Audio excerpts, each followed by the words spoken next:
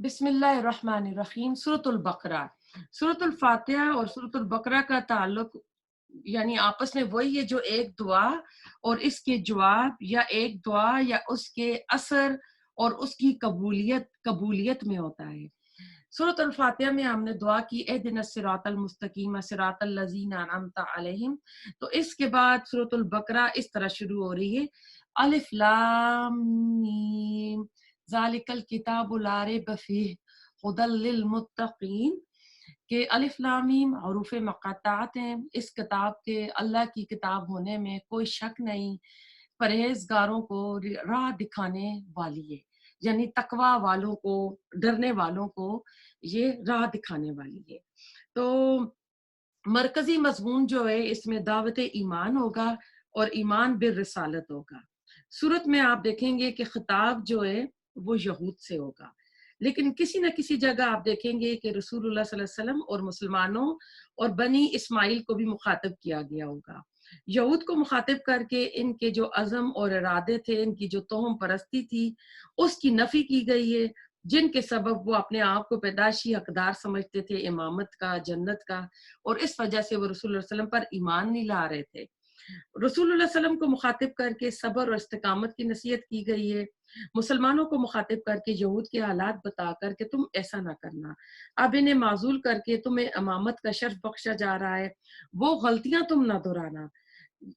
अब देखेंगे ना कि आप सूरतुल बकरा में आपको इनकी जो खसलतें होंगी, इनकी जो आदतें होंगी, वो बताई जाएंगी। तो वो अब कुरान शुरू होते ही अल्लाह ताला उनका तारुफ हमसे क्यों करा रहा है कि हम रसूलुल्लाह सल्लम की उम्मत है, कुंतुम खैरा उम्मतन उखरिजत लिन्नास, कि हम नेकी का हुक्म देने, बुराई से मना करने के लिए आए हैं।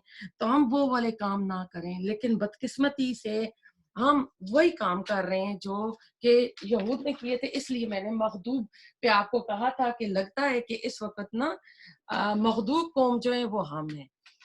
तो इसमें अब शुरू में आप देखेंगे कि अल्लाह ताला जो है तीन किस्म के जो किरदार हैं अल्लाह ताला उनसे मुतारिफ कराएगा। ये पहला जो करैक्टर है ये मोमिनीन का होगा कि एक मोमिन बंदे की अंदर क्या सिफात होती हैं, वो अल्लाह ताला बताएगा।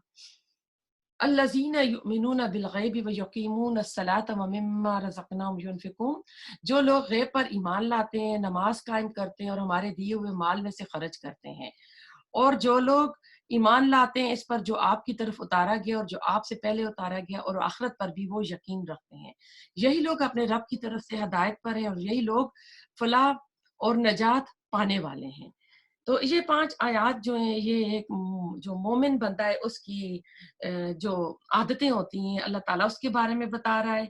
सूरतुल बकरा की आपको फ़ज़ीलत बता दूँ कि जिस घर में ये पढ़ी जाती है उस घर से शैतान भाग जाता है। रसूलुल्लाह सल्लल्लाहु अलैहि वसल्लम ने फरमाया, ला तजअलू बुयूतकुम मक़ाबिरा इन्न शैताना यनफ़िरु मिनल बैतिल्लज़ी तुक़रा फ़ीहि सूरतुल बकरा, कि अपने घरों को कब्रिस्तान ना बनाना, बेशक जिन घरों में सूरतुल बकरा पढ़ी जाती है वहां से शैतान भाग जाते हैं।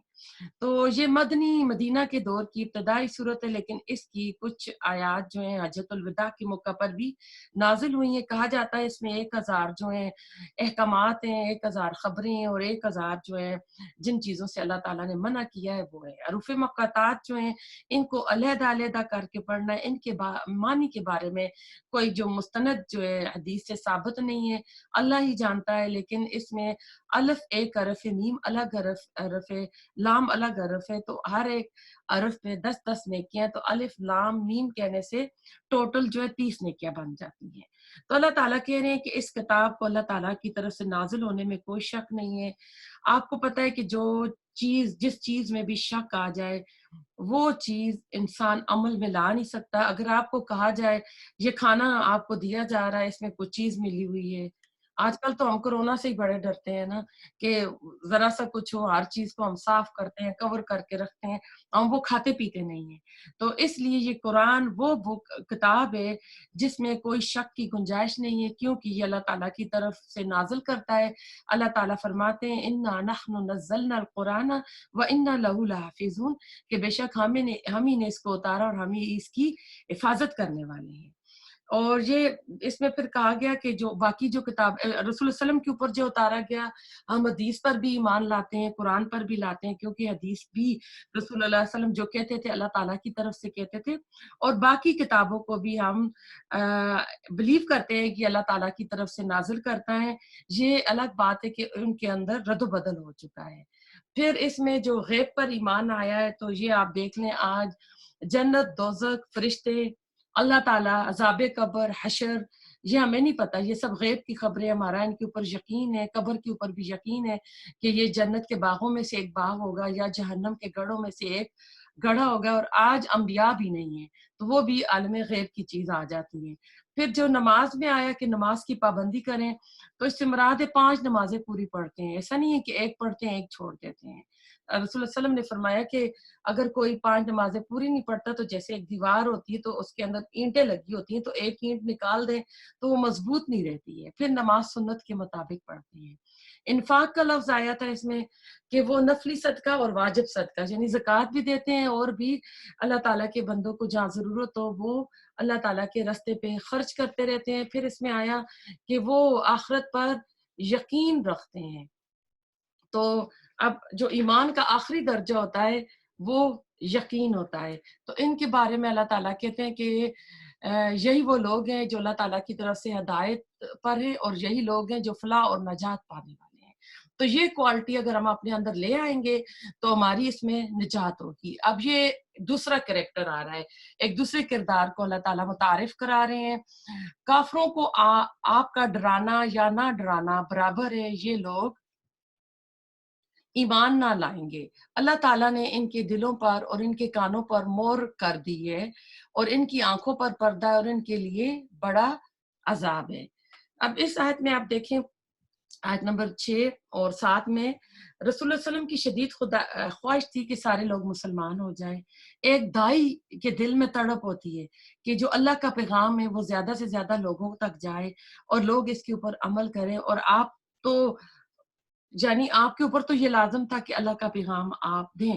تو اللہ تعالیٰ ادھر فرما رہے ہیں کہ آپ ان کے لیے زیادہ غم نہ کریں، کہ یہ اللہ تعالیٰ ہے جس کو ہدایت دے گا۔ سورۃ القاف میں بھی آتا ہے فَلَعَلَّكَ بَاخِعٌ نَفْسَكَ، کہ آپ تو اپنے آپ کو ہلاک کر دیں گے کہ یہ ایمان کیوں نہیں لاتے ہیں۔ تو اللہ فرما رہے ہیں کہ کچھ لوگ ایسے ہوتے ہیں جن کے دلوں پر مہر لگ جاتی ہے۔ اب یہ لوگ کون تھے؟ جیسے ابو جہل تھا، ابو لہب تھا۔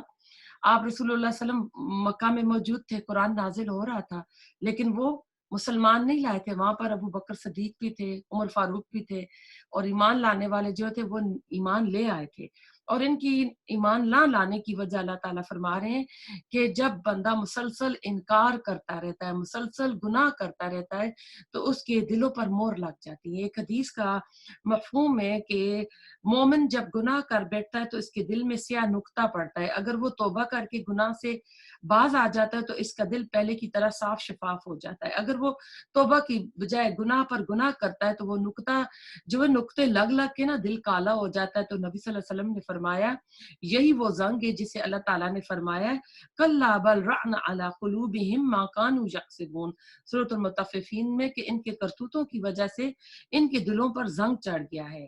اور ترمذی کی حدیث میں آتا ہے اسی کیفیت کو قرآن نے کہا ہے کہ یہ جو ان کی مسلسل بدعمالیوں کا نتیجہ ہوتا ہے، بل طبع اللہ علیہ بکفرہم، کہ ان کے کفر کی وجہ سے اللہ تعالیٰ نے ان کے دلوں پر مہر لگا دی ہے۔ یہ سورۃ النساء میں فرمایا گیا ہے۔ اب جو اگلی ہم آیات پہ چلیں گے، اب دیکھیں مومن بلیور کے لیے جو آیت آئی تھی وہ 5 تھی، 2 آیات جو آئی ہیں وہ کافر کے لیے تھی، کہ یہ جو ہوتے ہیں نا ان کے دل میں کچھ نہیں ہوتا، یہ جو ان کے دل میں ہوتا ہے منہ پہ کہہ دیتے ہیں ہم نہیں کر رہے، ہم نہیں مانیں گے۔ لیکن اب اگلا کریکٹر جو آ رہا ہے یہ منافق کا آ رہا ہے، اس میں 2 ٹائپ آف منافق بھی ہوں گے، اور یہ اندر سے کچھ باہر سے کچھ ہوتے ہیں، یہ خطرناک لوگ ہوتے ہیں۔ یہ لیگلی مسلمان ہوتے ہیں کیونکہ یہ اپنے آپ کو مسلمان ڈکلیئر کرتے ہیں، انہوں نے اپنے اوپر اسلام کا وہ ایک لگایا ہوا ہوتا ہے کہ ہم مسلمان ہیں، لیکن ان کے دلوں کی حال اللہ جانتا ہے۔ تو اب ان میں اللہ تعالیٰ کہہ رہے وَمِنَ النَّاسِ مَن يَقُولُ آمَنَّا بِاللَّهِ وَبِالْيَوْمِ الْآخِرِ وَمَا هُمْ بِمُؤْمِنِينَ، بعض لوگ کہتے ہیں کہ ہم اللہ تعالیٰ پر اور قیامت کے دن پر ایمان رکھتے ہیں، لیکن در حقیقت وہ ایمان والے نہیں ہیں۔ تو اس میں دیکھیں کہ اگلی آیت بھی کر لیتے ہیں، وہ اللہ تعالیٰ کو اور ایمان والوں کو دھوکہ دیتے ہیں، لیکن دراصل وہ خود اپنے آپ کو دھوکہ دے رہے ہیں مگر وہ سمجھتے نہیں ہیں۔ یہ تیسرا گروہ ہے جن کے دل ایمان سے محروم ہو چکے ہیں، وہ مومنوں کے اندر ایمان والے بن کے مسلمان اپنے آپ کو ڈکلیئر کر رہے ہیں، لیکن اللہ تعالیٰ کہہ رہے ہیں کہ ان کے دلوں میں بیماری ہے، ان کے ان کے دلوں میں بیماری تھی، اللہ تعالیٰ نے انہی بیماری میں مزید بڑھا دیا اور ان کے جھوٹ کی وجہ سے ان کے لیے دردناک عذاب ہے۔ اب ایسا ہے کہ یہ کہتے ہیں ہم اللہ پر ایمان لائے اور آخرت پر ایمان لائے، لیکن یہاں پر رسول نہیں ہے، تو اللہ تعالیٰ نے ان کا ایمان لانا قبول نہیں فرمایا ہے کہ اگر ایمان پہ رسالت نہیں ہے تو پھر وہ اللہ تعالیٰ کو ایمان قابل قبول نہیں ہے۔ تو اللہ تعالیٰ کہہ رہے ہیں کہ ان کے دلوں میں بیماری ہے۔ اب اللہ جھوٹ بولتے ہیں، دھوکہ دیتے ہیں، ہم اپنے آپ کو بھی دیکھیں کہ ہم بھی باتوں میں سے کسی کو دھوکہ تو نہیں دیتے ہیں، جو بھی بات کریں سچی کریں، حق کی کریں، کیونکہ وہ ہمارے اعمال نامے میں لکھی جا رہی ہوتی ہے۔ اور ایسا اللہ تعالیٰ کو تو سارا پتہ ہے۔ اور بیماری جو تھی یہ منافقت کی بیماری تھی، اور ان کو اس کی اصلاح کی فکر ہی نہیں ہوتی۔ اور جو منافق بندہ ہوتا ہے نا، اس کی علامات رسول اللہ صلی اللہ علیہ وسلم نے فرمائی ہیں، ایک حدیث میں 3 اور ایک حدیث میں 4 آتی ہیں کہ جب بات کرے گا تو جھوٹ بولے گا، جب وعدہ کرے گا تو وعدہ پورا نہیں کرے گا۔ اب جو بھی بندے آپ سے بڑے وعدے کرتے ہیں نا، پھر وعدے پورے نہیں کرتے نا، تو ایک تو ایسا ہوتا ہے کہ ایسے بندے کو نا بندہ واقف ہی ہو جاتا ہے کہ یہ ایسے ہی وعدے کر رہے ہیں، پورے نہیں کریں گے۔ لیکن جو بندہ اپنے آپ کو چیک کرے، پھر اپنے آپ کو دیکھے کہ میں منافقت کی کیٹیگری میں تو نہیں آ رہا ہوں، میں اپنے آپ کو صحیح کروں، پھر اگر یہ کرے گا، وعدہ نہیں پورا کرے گا، لڑائی جھگڑا کرے گا، تو گالی گلوچ کرے گا۔ تو اس میں پھر اللہ تعالیٰ کہتے ہیں جب ان سے کہا جاتا ہے زمین میں فساد نہ کرو، تو یہ جواب دیتے ہیں کہ ہم تو اصلاح کرنے والے ہیں، خبردار ہو، یقیناً یہی لوگ فساد کرنے والے ہیں، لیکن انہیں شعور نہیں ہے۔ اب جو منافق ہوتے ہیں نا، اپنے آپ کو سچا ثابت کرتے رہتے ہیں اور اپنی تعریفیں بھی کرتے رہتے ہیں، اور اس بندے کی بھی منہ پہ بڑی تعریفیں کرتے رہتے ہیں، تو اللہ تعالیٰ کہہ رہے ہیں کہ نہیں، اصل میں یہ فساد کر رہے ہیں۔ تو اور یہ اب کہتے تھے کہ جب ان سے کہا جاتا ہے نا کہ آپ ایمان لاؤ جس طرح کے صحابہ کرام ایمان لائے ہیں، تو کہتے ہوتے تھے کہ کیا ہم اس طرح ایمان لائیں جیسے کہ بیوقوف لوگ ایمان لائے ہیں؟ تو اللہ تعالیٰ کہتے ہیں خبردار ہو جاؤ،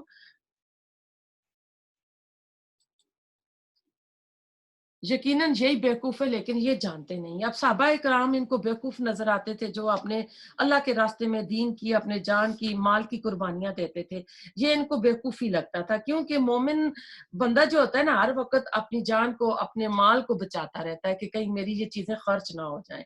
تو ان کو پھر اس راستے میں یہ صحابہ کرام اور ان کی جو چیزیں تھیں ان کو یہ بیوقوف نظر آتی تھیں۔ تو اللہ تعالیٰ آیت نمبر 14 میں چلتے ہیں، اور جب ایمان والوں سے ملتے ہیں تو کہتے ہیں کہ ہم ایمان لانے والے ہیں، اور جب اپنے بڑوں کے پاس جاتے ہیں تو کہتے ہیں ہم تمہارے ساتھ ہیں اور ہم ان سے مذاق کرتے ہیں۔ اللہ تعالیٰ بھی ان سے مذاق کرتا ہے اور انہیں ان کی سرکشی میں اور بہکاوے میں بڑھا دیتا ہے۔ اور یہ وہ لوگ ہیں جنہوں نے گمراہی کو ہدایت کے بدلے خرید لیا، نہ تو ان کی تجارت ان کو فائدہ پہنچاتی اور نہ ہی یہ ہدایت والے ہیں۔ اب یہ منافقوں کی ساری اللہ تعالیٰ جو ہیں خصلتیں بیان کر رہے ہیں، تو اس کے بعد اللہ تعالیٰ 2 طرح کے جو منافق ہیں ان کی اللہ تعالیٰ بتائیں گے اس میں۔ ان کی مثال اس شخص کی سی ہے جس نے آگ جلائی۔ اب یہ جو ہے آپ دیکھیں گے، یہ پہلا جو کریکٹر ہے یہ عملی منافق ہے۔ بس آس پاس کی چیزیں روشن آئی تھیں کہ اللہ نے ان کے نور کو لے گیا اور انہیں اندھیروں میں چھوڑ دیا جو دیکھتے نہیں ہیں، بہرے ہیں، گونگے ہیں، اندھے ہیں، پس وہ نہیں لوٹتے۔ اب یہاں پہ دیکھیں یہ جو عقیدے کا منافق ہے اس کے بارے میں اللہ تعالیٰ نے کہہ دیا، جب رسول اللہ صلی اللہ علیہ وسلم آئے انہیں روشنی نظر آئی۔ اب منافق لوگ جو تھے یہ مدینہ میں تھے، کافر لوگ مکہ میں تھے، منافقت کا جو تھی یہ مکہ میں نہیں تھی۔ تو مدینہ میں جب آپ آئے تو کچھ لوگ جو تھے وہ آئے، انہیں یہ حق، نور، وحی نظر آئی، روشنی، تو وہ مسلمان ہو گئے، لیکن جلد ہی اللہ تعالیٰ نے ان کو ان کے منافقت میں چھوڑ دیا، اور اللہ تعالیٰ کہتے ہیں یہ سن نہیں سکتے، یہ بول نہیں سکتے، اور یہ اندھے ہیں اور وہاں سے لوٹنے والے نہیں۔ تو ان کا انجام بالکل وہی، ختم اللہ علی قلوبہم وعلی سمعہم، یعنی وہ جیسے اللہ تعالیٰ نے مور لگا دی ہے۔ یہ عقیدی عقیدے کے جو منافق ہیں وہ ہیں۔ اب یہ دوسری مثال جو آ رہی ہے اس میں عملی منافق کی آ رہی ہے، یا آسمانی برسات کی طرح ہے جس میں اندھیریاں ہیں، گرج ہے، بجلی ہے، موت سے ڈر کر کڑاکے کی وجہ سے اپنی انگلیاں اپنے کانوں میں ڈال لیتے ہیں اور اللہ تعالیٰ کافروں کو گھیرنے والا ہے۔ قریب ہے کہ بجلی ان کی آنکھیں اچک لے، جب ان کے لیے روشنی کرتی ہے تو اس میں چلتے پھرتے، اور جب ان پر اندھیرا کرتی ہے تو کھڑے ہو جاتے ہیں، اور اگر اللہ تعالیٰ چاہے تو ان کے کانوں اور آنکھوں آنکھوں کو بیکار کر دے۔ یقیناً اللہ تعالیٰ ہر چیز پر قدرت رکھنے والا ہے۔ اس میں آپ نے دیکھ لیا کہ جو عملی منافق ہیں یہ اللہ تعالیٰ نے ان کے لیے واپسی کا راستہ جو ہے کھلا رکھا ہوا ہے، یعنی جو ڈور ہے واپسی کی وہ اوپن ہے۔ یہ ایسے لوگ ہیں کہ جب اسلام کو کچھ ملتی ہیں، اس میں آیا نا کہ جب کوئی بارش ہوتی ہے، بارش رحمت ہوتی ہے، بجلی آتی ہے، جو یعنی سب اسلام کو جو فائدے ہوتے ہیں، مال غنیمت ملتا ہے، جب اچھی اچھی آیات آتی ہیں تو خوشی خوشی آتے ہیں، لیکن جو ہی گرج چمک آیا ہے نا کہ جب آتا ہے کیا غزوات ہو رہے ہیں اور اللہ کے راستے میں اپنا مال لگاؤ، جنگ کے لیے آؤ، تو پھر یہ اپنے گھروں سے نہیں نکلتے، تو پھر یہ اپنی انگلیاں ڈال دیتے ہیں خوف کی وجہ سے اور تذبذب کا شکار ہیں۔ تو ان کے لیے اللہ تعالیٰ نے کہا کہ یقیناً اللہ تعالیٰ چاہے تو ان کو راستہ دے دے۔ یعنی عملی منافق جو ہے کبھی نہ کبھی ہو سکتا ہے کہ وہ کسی اچھی محفل میں چلا جائے، کوئی حق کی بات سن لے تو پھر وہ جو ہے اپنے آپ کو بدل دے، تو اس کے واپسی کے چانسز ہیں۔ اب اللہ تعالیٰ 3 طرح کے جو کریکٹر تھے نا، کردار، ان کو ان کا تعارف کرا کے ان کی جو کوالٹیز تھیں وہ بتا کر اللہ تعالیٰ پوری انسانیت کو مخاطب کر رہے ہیں۔ یا ایھا الناس اعبدوا ربکم الذی خلقکم والذین من قبلکم لعلکم تتقون، اے لوگو اپنے رب، اس رب کی عبادت کرو جس نے تمہیں اور تم سے پہلے کے لوگوں کو پیدا کیا، یہی تمہارا بچاؤ ہے۔ یعنی اللہ تعالیٰ وہ ہے جس نے تمام مخلوق کو پیدا کیا، اور اس رب کو پہچانو اور اسی سے ڈرو۔ جس نے تمہارے لیے زمین کو فرش، آسمان کو چھت بنایا، اور آسمان سے پانی اتار کر اس سے پھل پیدا کر کے تمہیں روزی دی، خبردار ہو جاؤ باوجود جاننے کے اللہ کے شریک مقرر نہ کرو۔ ہم نے جو کچھ اپنے بندے پر اتارا اس میں اگر تمہیں شک ہو اور تم سچے ہو تو اس جیسی ایک صورت بنا لاؤ، تمہیں اختیار ہے، اور اللہ تعالیٰ کے سوا اپنے مددگاروں کو بھی بلا لو۔ اب اس آیت میں اللہ تعالیٰ فرما رہے ہیں، اس میں تھوڑی سی پہلے بتا دوں کہ اللہ تعالیٰ کہہ رہے ہیں کہ پتھر جو ہے نا اس کا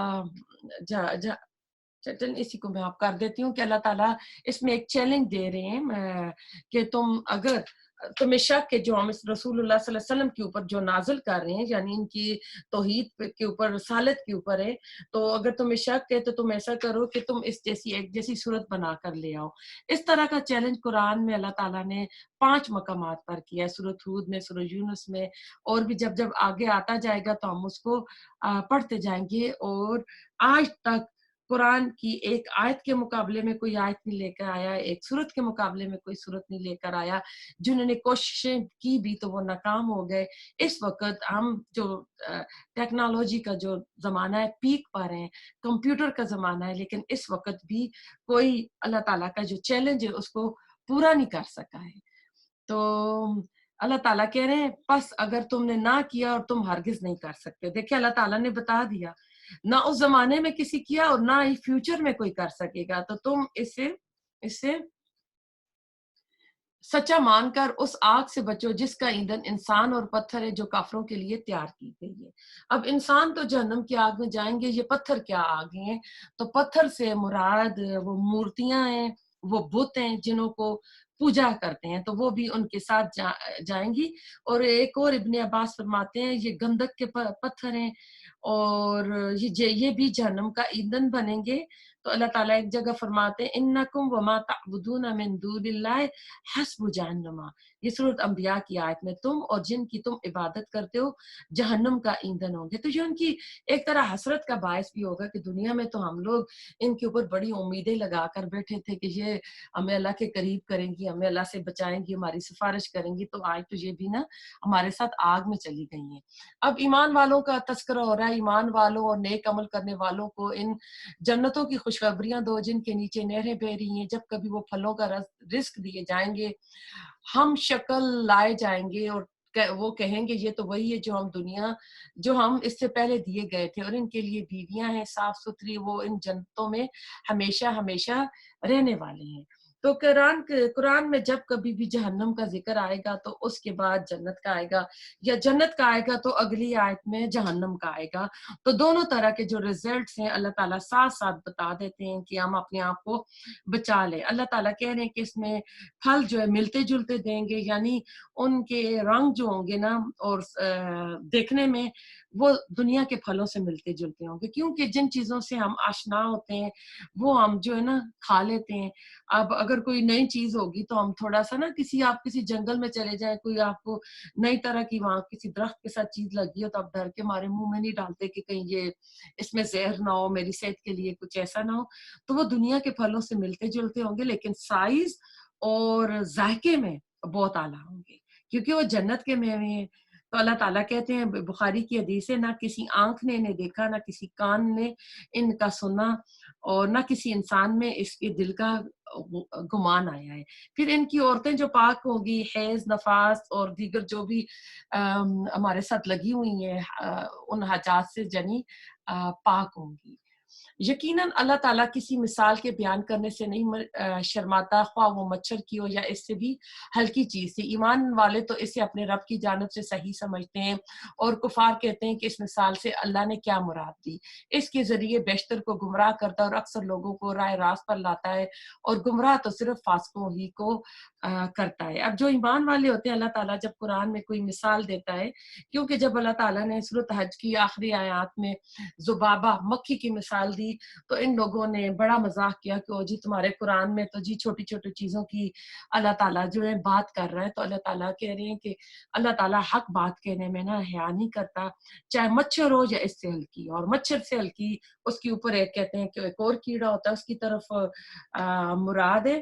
اور آپ مچھر کو ہی دیکھ لیں، جب وہ کون سا ہمارے ملک میں مچھر سے ایک بیماری جو پھیلتی ہے اور اتنی ہو جاتی ہے، میرے ذہن سے وہ نام نکل گیا۔ ہر سال لوگوں کو یہ سردیوں کے جب مہینے آتے ہیں تو یہ تنگ کرتی ہے، اور ہر سال آپ کو پتا ہے کہ اس کی وجہ سے کتنی اموات ہوتی ہیں یہ بیماری جب پھیلتی ہے۔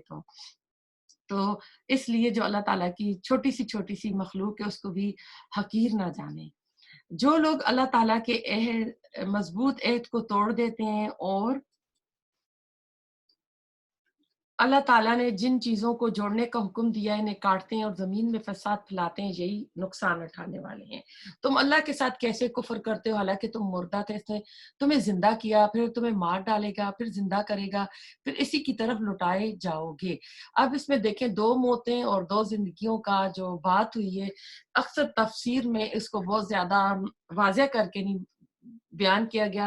ڈاکٹر اسرار احمد رحمۃ اللہ علیہ، اللہ تعالیٰ نے جنت فردوس میں اعلیٰ مقام عطا فرمائے، انہوں نے اس کو بڑی اچھی طرح فرمایا ہے کہ ایک موت وہ تھی جب اللہ تعالیٰ نے تمام روحوں کو بنا کے ان سے عہد الست لیا جو سورۃ الاعراف میں آئے گا، پھر اللہ تعالیٰ نے ان کو سلا دیا، مار دیا، ایک وہ موت ہے۔ پھر دوبارہ جب ہم اپنی ماں کے پیٹ سے پیدا ہوتے ہیں تو دنیا میں جو ہم مرتے ہیں دوسری موت وہ ہے، اور دو بار جو زندہ کیا، جو روح مر گئی تھی ماں کے پیٹ سے دوبارہ ہم دنیا میں آتے ہیں تو زندہ ہوتے ہیں، وہ زندگی ہے۔ اور دوسری یہ پہلی زندگی، اور دوسری زندگی پھر وہ ہوگی جب ہم قیامت کے دن اٹھایا جائے گا، کیونکہ آخری پاروں کی صورتوں میں جب جہنم میں ڈال دیا جائے گا نا، انہیں کہے گا اب تم یہی ہمیشہ رہو گے، تو وہ اللہ تعالیٰ سے فریادیں کریں گے کہ اللہ جس طرح تو نے ہم کو دو بار پیدا کیا تھا، دو بار موتیں دی تھی، اس طرح ابھی بھی کوئی ایسا حال ہے، ابھی بھی ایسا کر دینا کہ ہم دوبارہ اب مر جائیں تو اس جہنم سے ہماری جان چھوٹ جائے۔ تو یہ اس طرف اشارہ ہے۔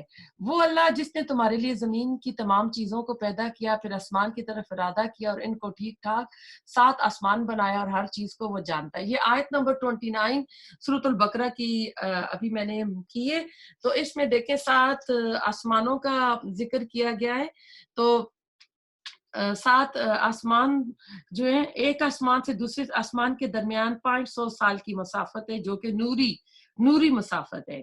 اور قرآن ہی کی سورۃ طلاق سے اللہ تعالیٰ نے کہا من الارض مثلہن کہ زمینیں بھی اس کی مثال کے برابر ہیں، یعنی جتنے آسمان ہیں اتنی ہی زمینیں بھی ہیں، تو زمینوں کی تعداد بھی 7 ہے۔ پھر ایک اور حدیث سے پتہ چلتا ہے جو کہ صحیح بخاری کی حدیث ہے، آپ نے فرمایا جس نے ظلمن کسی کی ایک بالشت زمین لے لی تو اللہ تعالیٰ اسے قیامت کے دن 7 زمینوں کا توق بنائے گا۔ اس آیت سے معلوم ہوتا ہے کہ آسمان سے پہلے زمین کی تخلیق ہوئی، خیر یہ الگ بات ہے کہ جس کی بھی ہوئی، لیکن 7 آسمان ہیں اور 7 زمینیں ہیں۔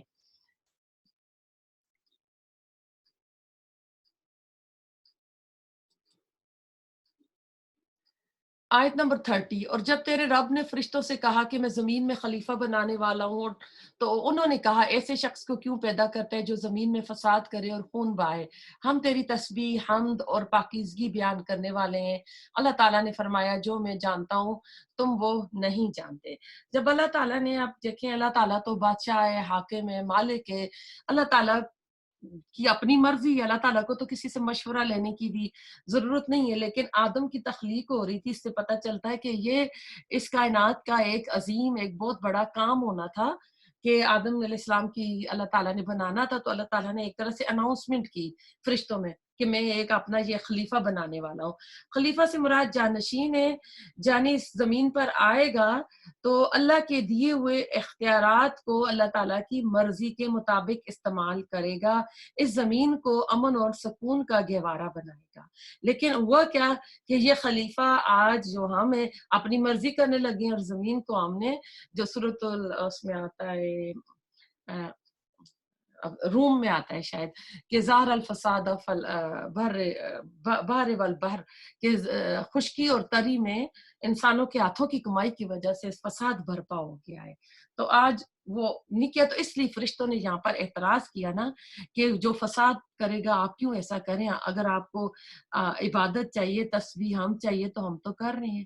اللہ تعالیٰ نے 3 طرح کی مخلوقات بنائی ہیں۔ اللہ تعالیٰ نے فرشتوں کو نور سے پیدا کیا، فرشتوں کے پاس اپنی چوائس نہیں ہے، اپنی مرضی نہیں ہے، وہ لائک روبوٹ ہوتا ہے نا، اس کی طرح ہے، جو اللہ نے کہا پروگرام کر دیا وہی کر رہے ہیں، نہ فرمانی اپنی مرضی کرنے کی ان کے پاس چوائس نہیں ہے۔ دوسری مخلوق اللہ تعالیٰ نے انسان بنایا، انسان کو اللہ تعالیٰ نے مٹی سے بنایا، اور اس کو اللہ تعالیٰ نے اختیار دیا، فالہمہ فجورا تقواہا، سورۃ شمس میں اللہ تعالیٰ نے نیکی اور بدی کو انسان کے اندر پروگرام کر دیا اور اس کو چوائس دے دی، تقدیر کے پٹے اللہ تعالیٰ نے ہمارے گلے میں ڈال دیے، اور اللہ تعالیٰ نے دونوں راستے ہمارے سامنے رکھ دیے، صراط مستقیم بھی، صراط غی بھی، اور ہمیں بتا دیا کہ ہم کس راستے پہ چلنے ہیں۔ ساتھ اللہ تعالیٰ نے 1,24,000 پیغمبر بھیجے، اپنی ہدایت کتابیں آتی رہی انسان کی تعلیمات کے لیے۔ اب ہمارے اوپر ڈیپینڈ کرتا ہے کہ ہم کیا کرتے ہیں نا۔ تو اب اس میں اللہ تعالیٰ، اب اس اگلی آیت میں 31 میں اللہ تعالیٰ فرشتوں کو بتائیں گے کہ یہ خلیفہ بنانے میں کیوں بنا رہا ہوں۔ اللہ تعالیٰ نے آدم کو تمام نام سکھا کر ان چیزوں کو فرشتوں کے سامنے پیش کیا اور فرمایا اگر تم سچے ہو تو ان چیزوں کو نام بتاؤ۔ ان سب نے کہا ہے اللہ تیری ذات پاک ہے، ہمیں تو صرف اتنا ہی علم ہے جتنا تو نے ہمیں سکھا رکھا ہے، پورے علم و حکمت والا تو ہی ہے۔ اللہ تعالیٰ نے حضرت آدم علیہ السلام سے فرمایا تم ان کے نام بتا دو۔ جب انہوں نے بتا دیے، فرمایا کہ کیا میں نے تمہیں پہلے ہی نہ کہا تھا کہ زمین اور آسمان کا غیب میں ہی جانتا ہوں، اور میرے علم ہے جو تم ظاہر کر رہے ہو اور جو تم چھپا رہے ہو۔ تو یہ آدم علیہ السلام کو اللہ تعالیٰ نے جو دیا تھا علم تھا، یہ دنیا کی چیزوں کے نام تھے، دنیاوی علم تھا، اور اس علم کی وجہ سے آپ دیکھیں گے کہ اللہ تعالیٰ نے آدم کو پھر فضیلت دی کہ فرشتوں سے سجدہ کرایا۔ اللہ تعالیٰ کہہ رہے ہیں کہ غیب کا علم فرشتوں کے پاس بھی نہیں ہے، صرف اللہ تعالیٰ ہی جانتا ہے، اور جو تم چھپا رہے تھے، ظاہر کر رہے تھے، یعنی وہ یہ تھے کہ ہم ہیں تو اللہ تعالیٰ کیوں ایک اور مخلوق بنا رہا ہے، تو اللہ تعالیٰ نے وہ بتایا۔ اور جب ہم نے فرشتوں سے کہا آدم کو سجدہ کرو تو ابلیس کے سوا سب نے سجدہ کیا، اس نے انکار کیا اور تکبر کیا اور کافروں میں ہو گیا۔ आयत नंबर 35 पे है, और हमने कह दिया ए आदम तुम और तुम्हारी बीवी जन्नत में रहो, जहां कहीं से चाहो बाफराखत खाओ पियो, लेकिन इस दरख्त के करीब भी ना जाना वरना जालिम हो जाओगे। अब फरिश्तों ने तो सजदा कर लिया था क्योंकि उनके पास तो इनकार की चॉइस ही नहीं थी, लेकिन इबलीस जो था उसने किया। अब इबलीस जो था ये फरिश्तों के साथ उठता बैठता था, बड़ा ही इबादत गुजार बंदा था। जब बिग बैंग थ्योरी हुई तो उस वक्त आग की लिपट से अल्लाह ताला ने जो जो मखलूक है जिन्नात और शैतान को पैदा किया। और इस जमीन पर इंसानों से पहले आदम अलैहिस्सलाम से पहले जिन्नात थे, बहुत इन्होंने खून खराबा कर दिया था। उसी मुशाहिदे को देखकर फरिश्तों ने कहा था कि क्यों एक खलीफा बना रहा है जो कि ऐसे फसाद करेगा। तो इबलीस ने उन सबको एक आइलैंड में बंद किया था और फरिश्तों के साथ उठता बैठता। कहते हैं जमीन का कोई ऐसी जगह नहीं थी जहां इबलीस ने सजदा ना किया हो, लेकिन एक सजदे के इनकार से अल्लाह ताला ने कहा कि वस्तकबरा व काना मिनल काफिरीन, कि उसने इनकार किया, तकब्बुर किया और काफिरों में हो गया। तो हम भी सोचा करें कि अल्लाह ताला के किसी हुक्म से हम भी इनकार तो नहीं कर रहे हैं, हम भी तो कहीं इस कैटेगरी में नहीं आ रहे हैं।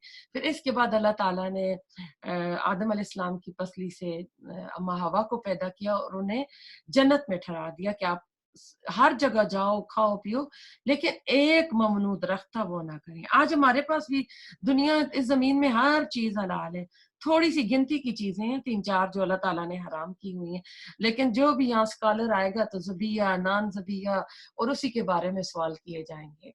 तो अब ऐसा है कि वहाँ अब ये रह रहे थे, लेकिन वहां भी अब शैतान ने क्या किया, लेकिन शैतान ने इनको बहका कर वहां से निकाल ही दिया और हमने कह दिया कि उतर जाओ तुम एक दूसरे के दुश्मन, और एक वक्त मुकर्रर तक तुम्हारे लिए जमीन ने ठहरना और फायदा उठाना है। अब ऐसा है कि ये अब जमीन में सजा के तौर पर आ गए। शैतान ने उन्हें कहा कि इसलिए मना किया कि तुम हमेशा जवान रहोगे, हमेशा जिंदा रहोगे, तो इसलिए ये दरख्त नहीं मना किया गया, ये खाओगे तो बड़े फायदे हैं।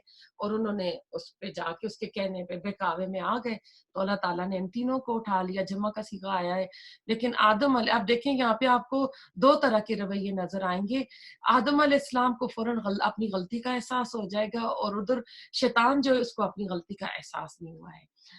हज़रत आदम अलैहिस्सलाम ने अपने रब से चंद बातें सीख ली, अल्लाह ताला ने इनकी तौबा कबूल फरमाई, और बेशक तौबा कबूल फरमाने वाला और रहम करने वाला है। और ये चंद कलिमात जो थे ये सूरतुल अराफ में ही आते हैं, रब्बना ज़लमना अनफुसना व इल्लम तग़फिर लना व तरहमना लनकूनन्ना मिनल खासिरीन। तो ये उन्होंने पढ़े, अब उतरे थे, अलग-अलग जगह थे, फिर ये जो जबल रहमत आता है वहाँ पर मिले, तो पेशानी में कहते हैं कि पिशमानी में आदम अलैहिस्सलाम नदामत में डूबे हुए थे। ये दुआ मांगी तो अल्लाह ताला ने उनकी दुआ कबूल फरमा ली। तो हम भी अपने आप को अल्लाह ताला से सच्चे दिल से रमजान से पहले अल्लाह से तौबा करें, अल्लाह ताला हमारी दुआओं को सुनेगा, कबूल करेगा। अब अल्लाह ताला ने उनकी दुआ तो कबूल कर ली, लेकिन दोबारा जन्नत में इबादत करने के लिए उन्हें नहीं भेजा। कहा कि अब ज़मीन में रहो, मेरी तरफ से हिदायत आती रहेगी, जो इसकी अब पैरवी करेगा। अब हमने कहा तुम सब यहाँ से चले जाओ, जब कभी तुम्हारे पास मेरी हिदायत पहुँचेगी, इसकी ताबेदारी करने वालों पर कोई गम और खौफ नहीं होगा। और जो इनकार करके हमारी आयतों को झुठलाए वो जहन्नमी और हमेशा इसी में रहेगा। तो यहाँ पे अब ये एक बाब खत्म हो जाता है, अल्लाह ताला ने आदम अलैहिस्सलाम को क्यों बनाया। साथ अल्लाह ताला ने बता दिया कि हमने अपनी ये किताब भेजी हुई है तुम्हारे पास है, हदीस भी है, कुरान भी है, हम इस पे अमल करें और अपने आप को सीधे रास्ते पे रखें। अब जो है असल मजमून शुरू हो रहा है यहूद के बारे में, बनी इसराइल के बारे में। अब उनके जो है ना आप आगे देखते जाएंगे कि उनकी हरकतें क्या थी, वो क्या करते थे। इसमें हम अपने लिए लेसन ढूंढेंगे कि जो उन्होंने किया वो हम ना करें। या बनी इसराइल अस्कुरू निअमती अल्लती अनअमतु अलैकुम व औफू बिअहदी ऊफी बिअहदिकुम व इय्याया फरहबून। ए बनी इसराइल मेरी इस नेमत को याद करो जो मैंने तुम पर इनाम की, और मेरे अहद को पूरा करो, मैं तुम्हारे अहद को पूरा करूंगा, और मुझे से डरो। अब ये बनी इसराइल जो है ये याकूब अलैहिस्सलाम का लक़ब था। इसका मतलब है अब्दुल्ला। इसराइल यानी अल्लाह का बंदा। तो अल्लाह ताला उनको नेमतें याद करा रहा है। अब इनको जो नेमतें मिली थी, जब ये वादी यतीम में थे तो इनके ऊपर बादलों का साया होता था, रात को एक लाइट आती थी, मन और सलवा इनको मिला था। तो इतनी ज्यादा अल्लाह ताला ने इनको अपनी नेमतें दी हुई थी, और इनके ऊपर कसरत बेकसरत रसूल और नबी आए। और इसलिए ये अपने आप को सोचते थे हम अल्लाह के चुने हुए, अल्लाह की महबूब बंदे हैं। اور ان کو اپنی تاریخ پر اپنے اوپر بڑا فخر تھا کہ ہم انبیاء اکرام کی اولاد میں سے کثرت سے ہمارے اوپر انبیاء آئے ہیں. تو اللہ کہہ رہے تم میرا وہ وعدہ پورا کرو جو تم نے آخری نبی زمان جب آئیں گے تو اس پر ایمان لانے کے بابت کیا تھا, اور میں تمہارے اس عہد کو پورا کروں گا کہ تمہارے وہ بوجھ اتار دوں گا, تمہاری غلطیوں کو معاف کر دوں گا, اور تمہیں دوبارہ عروج دوں گا, اور تمہارے وطن میں تمہیں واپس پھر آباد کروں گا جو تمہارے آباء و اجداد کی زمین تھی. تو اب انہوں نے کیا کیا نا, انہوں نے اس کا اب اللہ تعالیٰ اس میں کہہ رہے نا, اور جو یہ اس میں اگلی آیت پہ چلتے ہیں, آیت نمبر 41 پہ اب آ رہے ہیں. اور اس کتاب پر ایمان لاؤ جو میں نے تمہاری کتابوں کی تصدیق میں نازل فرمائی, اور اس کے ساتھ تم پہلے کافر نہ بنو, اور میری آیتوں کو تھوڑی تھوڑی قیمت پر نہ فروخت کرو, اور صرف مجھ سے ڈرو. کیونکہ یہ اہل کتاب تھے, ان کے پاس کتابوں میں رسول اللہ صلی اللہ علیہ وسلم کی نشانیاں پیشن گوئیاں تھیں, ان سے عہد بھی لیا گیا تھا کہ جب نبی آئے گا تو اس کی مدد کرنا. اور جب ان کی مکہ کے مشرکین سے لڑائیاں ہوتی تھیں تو اس وقت بڑی دعائیں کرتے تھے. وہ آیات جو ان کی تورات میں تھیں جس پہ اس نبی کا تھا کہ نبی آئے گا, تو اللہ سے کہتے تو اس نبی کو جلدی بھیج. تو اللہ تعالیٰ کہہ رہے ہیں کہ وہ نبی تو اب آ گیا ہے, اور اس نبی کو تم پہچانتے بھی ہو, تو قرآن کی طرف اور نبی صلی اللہ علیہ وسلم کی بے کی ضمیر جا رہی ہے. تو یعنی تم نے پھر کیا کیا کہ تم نے میری آیتوں کو پہلے کافر نہ بنو, یعنی تم اہل علم ہو, اگر تم نے انکار کیا تو پہلے پھر تم بنے, کیونکہ تمہیں تو بتا دیا گیا تھا. اور حق کو باطل کے ساتھ غلط ملت نہ کرو, نہ حق کو چھپاؤ, تمہیں تو خود اس کا علم ہے. اب حق کیا ہے؟ قرآن اور رسول, تم اس کو جانتے ہو. اس کے بارے میں آتا ہے کہ یعرفون کما یعرفون ابناءکم, یہ نبی صلی اللہ علیہ وسلم کو ایسے جانتے تھے جیسے اپنے سکے بیٹوں کو جانتے ہیں. اور نماز قائم کرو, زکوٰۃ دو, رکوع کرنے والوں کے ساتھ رکوع کرو. اس سے پتہ چلتا ہے کہ نماز رکوع یہ جو تھی پہلی امتوں میں بھی نماز موجود تھی. کیا لوگوں کو بھلائی کا حکم دیتے اور خود اپنے آپ کو بھول جاتے ہو, باوجود یہ کہ تم کتاب پڑھتے ہو, کیا اتنی بھی تم سمجھ نہیں رکھتے ہو؟ تو یعنی جو کہتے ہو دوسروں کو اس کے اوپر خود بھی عمل کرو, تو یہ وہ کام نہیں کرتے تھے. اب یہ والا وَاسْتَعِینُوا بِالصَّبْرِ وَالصَّلَاةِ وَإِنَّهَا لَكَبِیرَةٌ إِلَّا عَلَى الْخَاشِعِینَ, اور صبر اور نماز کے ساتھ مدد طلب کرو. یہ چیز مشکل ہے, مگر جو ڈرنے والے ہیں ان کے اوپر یہ چیز مشکل نہیں ہے. تو اس میں صبر اور نماز سے اللہ تعالیٰ, یہ صبر اور نماز اللہ تعالیٰ کے دو بڑے ہتھیار ہیں ہمارے پاس. نماز کے ذریعے مومن کا رابطہ ڈائریکٹ اللہ تعالیٰ سے ہوتا ہے, اور صبر کی وجہ سے اللہ تعالیٰ اس بندے کے اوپر اور زیادہ کرم فرماتا ہے. کہتے ہیں جب بھی کوئی اہم معاملہ پیش آتا تو آپ فوراً نماز کا اہتمام کرتے, آپ جو حاجات کے نفل پڑھتے تھے. جب بھی کوئی مشکل آئے, ہمارا دین بہت آسان ہے, جو مشکل آئے 2 نفل پڑھو, سجدے میں سر رکھ کے اللہ سے دعا مانگو.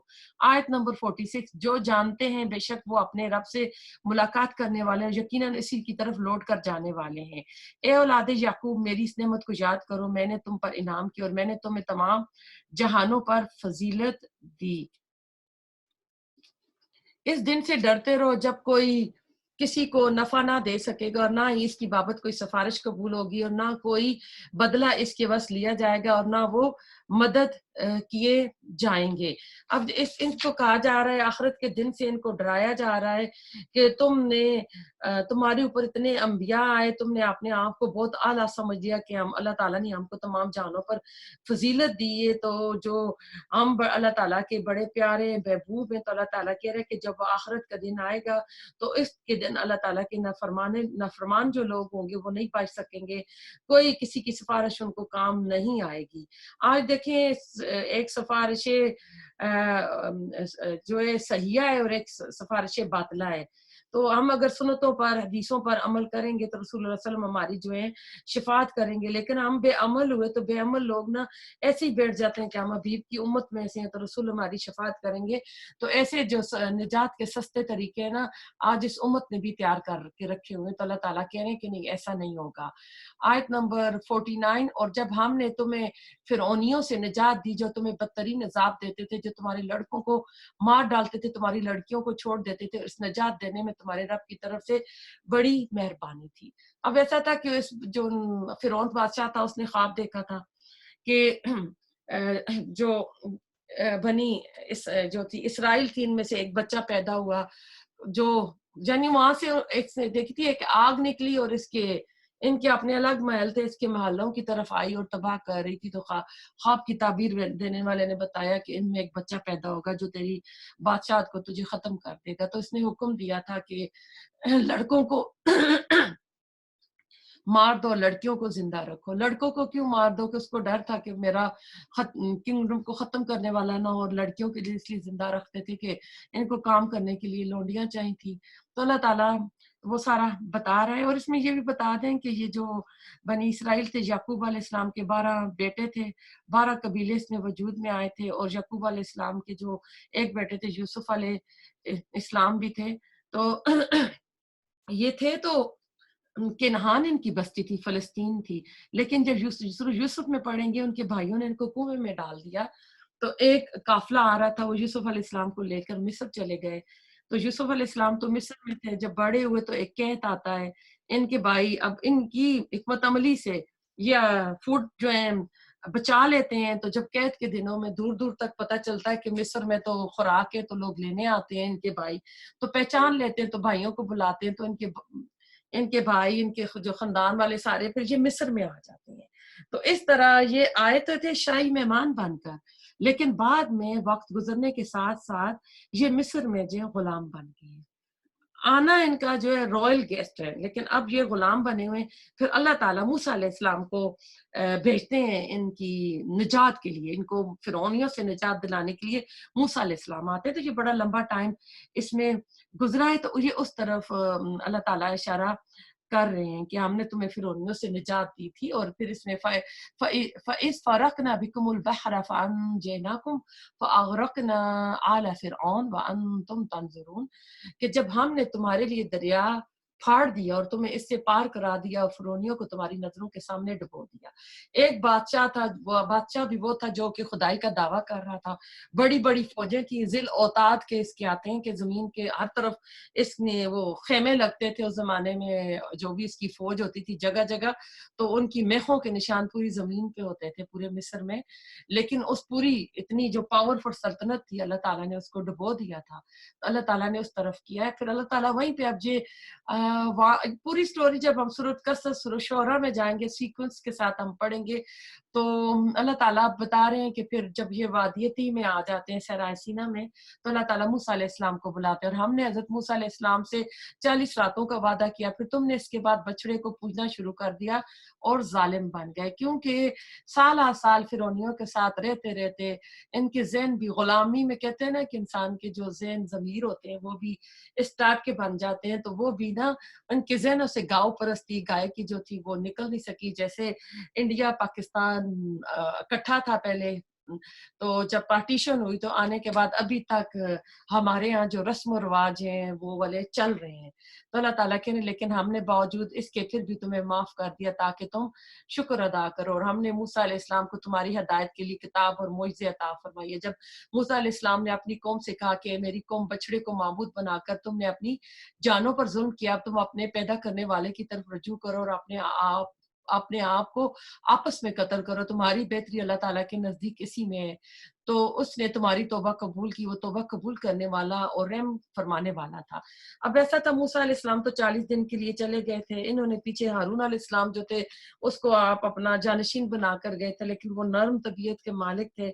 ایک سامری شخص تھا، یہ جب نکلے تو جو اپنا زیور، جیسے ہوتا ہے نا کہ سیلاب آ رہا ہے، کچھ تو لوگ اپنی فوری چیزیں، زیور زیورات کاغذات لے کر نکلتے ہیں، تو انہوں نے اپنے اپنے زیور دیے، تو وہ گائے کا وہ جو بچڑا بنا دیا تھا، اس میں ایک آواز بھی آتی تھی، تو انہوں نے وہ گائے کی جو بچڑے کی جو تھی نا، وہ کیونکہ پوجا کے ہوئے تھے تو انہوں نے اس کو اپنا معبود بنا لیا۔ جب موسیٰ علیہ السلام آتے ہیں تو غصے سے نا تختیاں پھینک دیتے ہیں، زمورت کی تختیاں تھی جس کے اوپر وہ 10 کمانڈمنٹس لکھی ہوئی تھی، تو آپ نے پھر ان کے شرک پر ان کو نا منع فرمایا، تو فَقْتُلُوا أَنفُسَكُمْ، انہوں نے اپنے آپ کو قتل کیا۔ دو تفسیریں، ایک یہ کہ سب کو دو صفوں میں کر دیا گیا تو انہوں نے ایک دوسرے کو قتل کیا، دوسری یہ تھی کہ شرک کرنے والوں کو کھڑا کر دیا گیا، اور جو شرک سے محفوظ تھے انہیں حکم دیا گیا تھا کہ انہیں قتل کرو۔ تو کہتے ہیں ان کی جو مقتولین کی تعداد تھی 70,000 تھی، ابن کثیر میں آتا ہے۔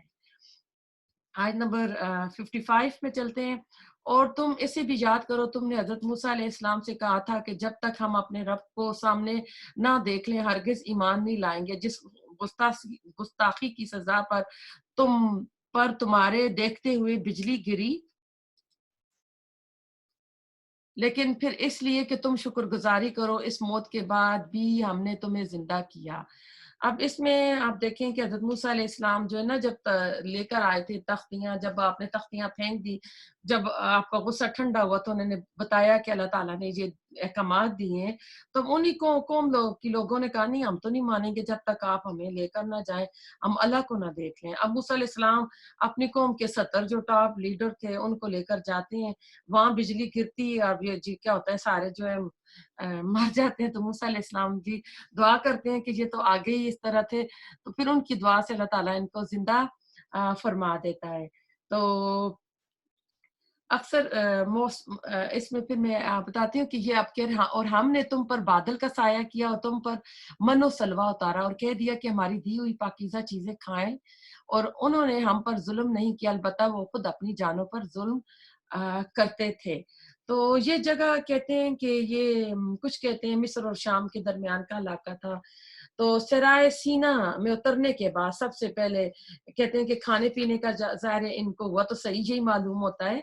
तो ये अल्लाह ताला ने इनके लिए खाने का इंतज़ाम किया था। मन जो था ये दरख्त के ऊपर कोई ओस की तरह चीज़ गिरती थी, मीठी शहद की तरह मीठी होती थी और खुश्क होकर गोंद बन जाती थी।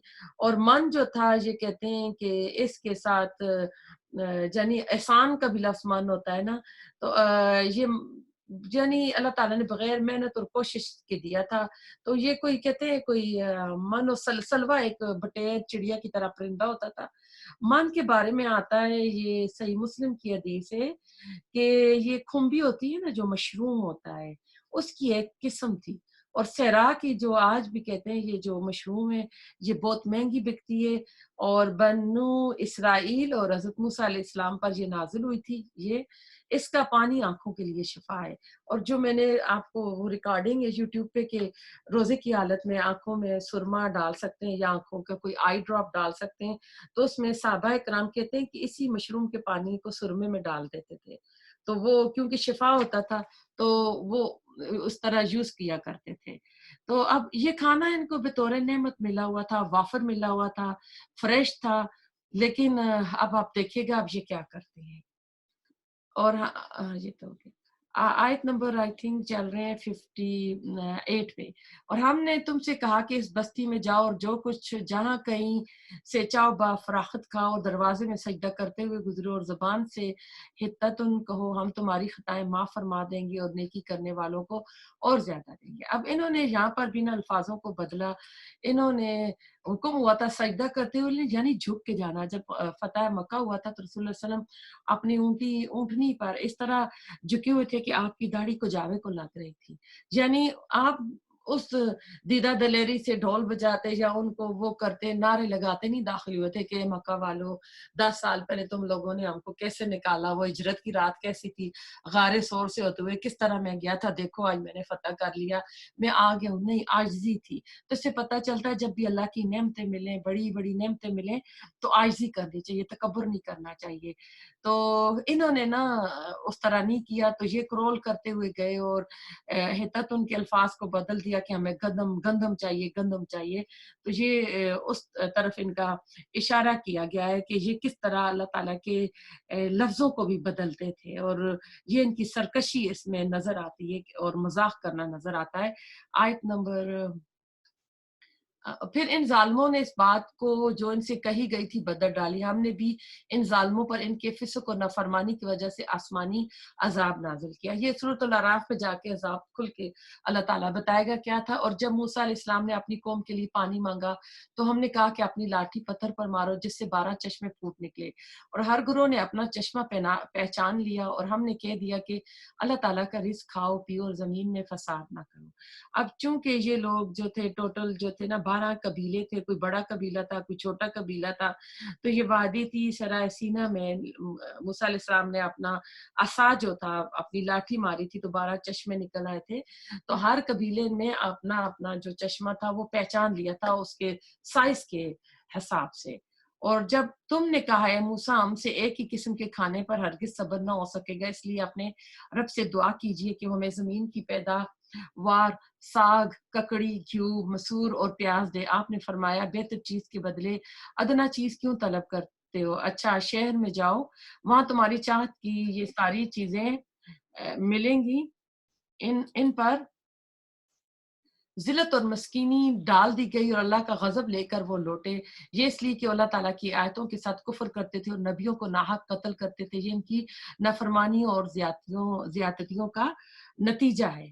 तो ज़िल्लत और मिस्कीनी जो आई इनकी नाफरमानी की वजह से आई है और हद से बढ़ने की वजह से आई है। तो हम भी अपने आप को गौर करें कि हम भी अल्लाह ताला के जो अहकामात हैं उनसे अनसरताबी तो नहीं करते, उनमें से कमी ज़्यादती तो नहीं करते।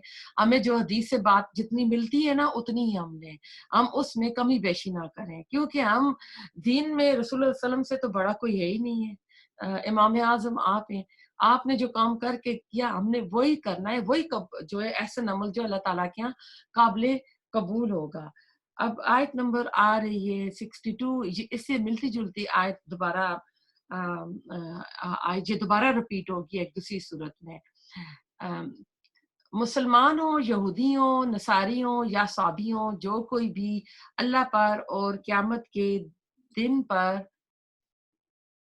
ईमान लाए और नेक अमल करे, इनके अजर इनके रब के पास हैं और इन पर ना तो कोई खौफ होगा और ना ही उदासी होगी।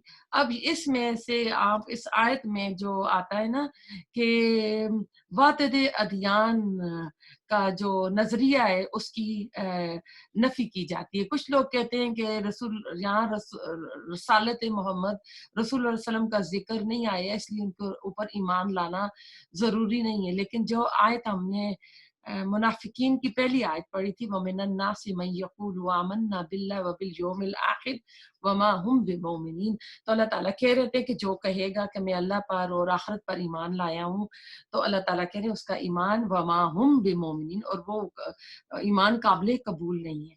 तो रसूल सल्लल्लाहु अलैहि वसल्लम आ गए हैं तो इस वक़्त जो इस पर ईमान लाना है। हज़रत सलमान फारसी नकल करते हैं जिसमें वो कहते हैं मैंने नबी से और उनके अहले दीन के बारे में पूछा जो मेरे साथी थे, इबादत गुजार और नमाजी थे, यानी रिसालत मोहम्मदिया से कबल वो अपने दीन के पाबंद थे। तो इस मौके पर ये आयत नाजिल हुई थी और इब्न कसीर ने इसको उसमें कहा है। तो अभी तो आप देखें आया इन दीन इंदल्लाह इस्लाम, आल इमरान की आयत नंबर 19 है। एक और है वमन यब्तगी गैर अल इस्लाम दीनन फलन युक़बल मिन्हु। ये भी आल इमरान की आयत है कि कोई इस्लाम के अलावा कोई दीन और का मुतलाशी होगा तो अल्लाह ताला उसका हरगिज कबूल नहीं करेगा। हदीस में आता है, आपने मजीद वजाहत फरमा दी, अब मेरी रसालत पर ईमान लाए बगैर किसी शख्स की निजात नहीं हो सकती। मसलन कहते हैं कि कसम है उस ज़ात की जिसके हाथ में मेरी जान है, मेरी इस उम्मत में जो शख्स भी मेरी बाबत सुन ले, वो यहूदी हो, ईसाई हो, फिर वो मुझ पर ईमान ना लाए तो वो जहन्नम में जाएगा। इसका मतलब ये है कि वादत अदियान की गुमराही जहाँ दीगर कुरानी आयात को नज़रअंदाज करने में आती है, वहीं इसको लिया गया है। तो ये कहना बिल्कुल सही है हदीस की रोशनी में ना कि हम इसको देखेंगे तो हम अब ये नहीं कहेंगे कि हाँ वो भी ईमान है। अगर इसमें रसूल सल्लम नहीं है, रिसालत रसूल सल्लम का ईमान नहीं है तो वो काबिल कबूल नहीं होगा। तो यही आयत दोबारा सूरत मायदा में मेरे ख्याल से आयत दोबारा रिपीट होगी। आयत नंबर 63। और जब हमने तुमसे वादा लिया और तुम पर तूर पहाड़ ला खड़ा किया और कहा जो हमने तुम्हें दिया इसे मजबूती से थाम लो और जो कुछ इसमें से याद करो ताकि तुम बच सको। असल में ये बहुत हुज्जतें कर रहे थे, नहीं मान रहे थे। तो हकीकत में जो कोई तूर पहाड़ था उठाकर इनके ऊपर खड़ा किया गया तो उस वक्त डर कर इन्होंने कहा हम मान लेते हैं। लेकिन तुम इसके बाद फिर गए। फिर अगर अल्लाह ताला का फजल और उसकी रहमत तुम पर न होती तो तुम नुकसान उठाने वाले होते। यानी ये ऐद करते थे और फिर जाते थे। आज हम भी ऐसे ही करते हैं। जब मुश्किल परेशानियां आती तो बड़े सच्चे बिलीवर बन जाते हैं और फिर अपनी मनचाही जिंदगी गुजारते हैं। आयत नंबर 65। और यकीनन तुम्हें इन लोगों का इल्म भी है जो तुमसे हफ्ते के बारे में हद से बढ़ गए और हमने भी कह दिया कि तुम जलील बंदर बन जाओ और हमने अगले पिछलों के लिए इबरत का सबब बना दिया और परहेजगारों के लिए वाज और नसीहत का। ये किस्सा भी आगे चल के फिर दोबारा भी रिपीट होगा। तो ये हफ्ते का दिन जो था छुट्टी का दिन था इनका। जिस तरह ईसाइयों का जो है अतवार का संडे का दिन है और मुसलमानों का जुम्मे का दिन है, लेकिन इनके ऊपर सख्ती थी कि हफ्ते के दिन ये कुछ भी नहीं कर सकते थे, सब्त हफ्ते को कहते हैं। तो ये एक बस्ती थी, ईला बस्ती थी। तो ये समुद्र के किनारे थी। इनका पेशा जो था, इनकी आमदनी मछलियों का शिकार था। ये वो क्या कहते हैं, मछलियां पकड़ते थे। अब इनको हफ्ते वाले दिन नहीं करना था, तो इनकी आजमाइश के लिए हफ्ते वाले दिन मछलियां बहुत ज्यादा आती थी।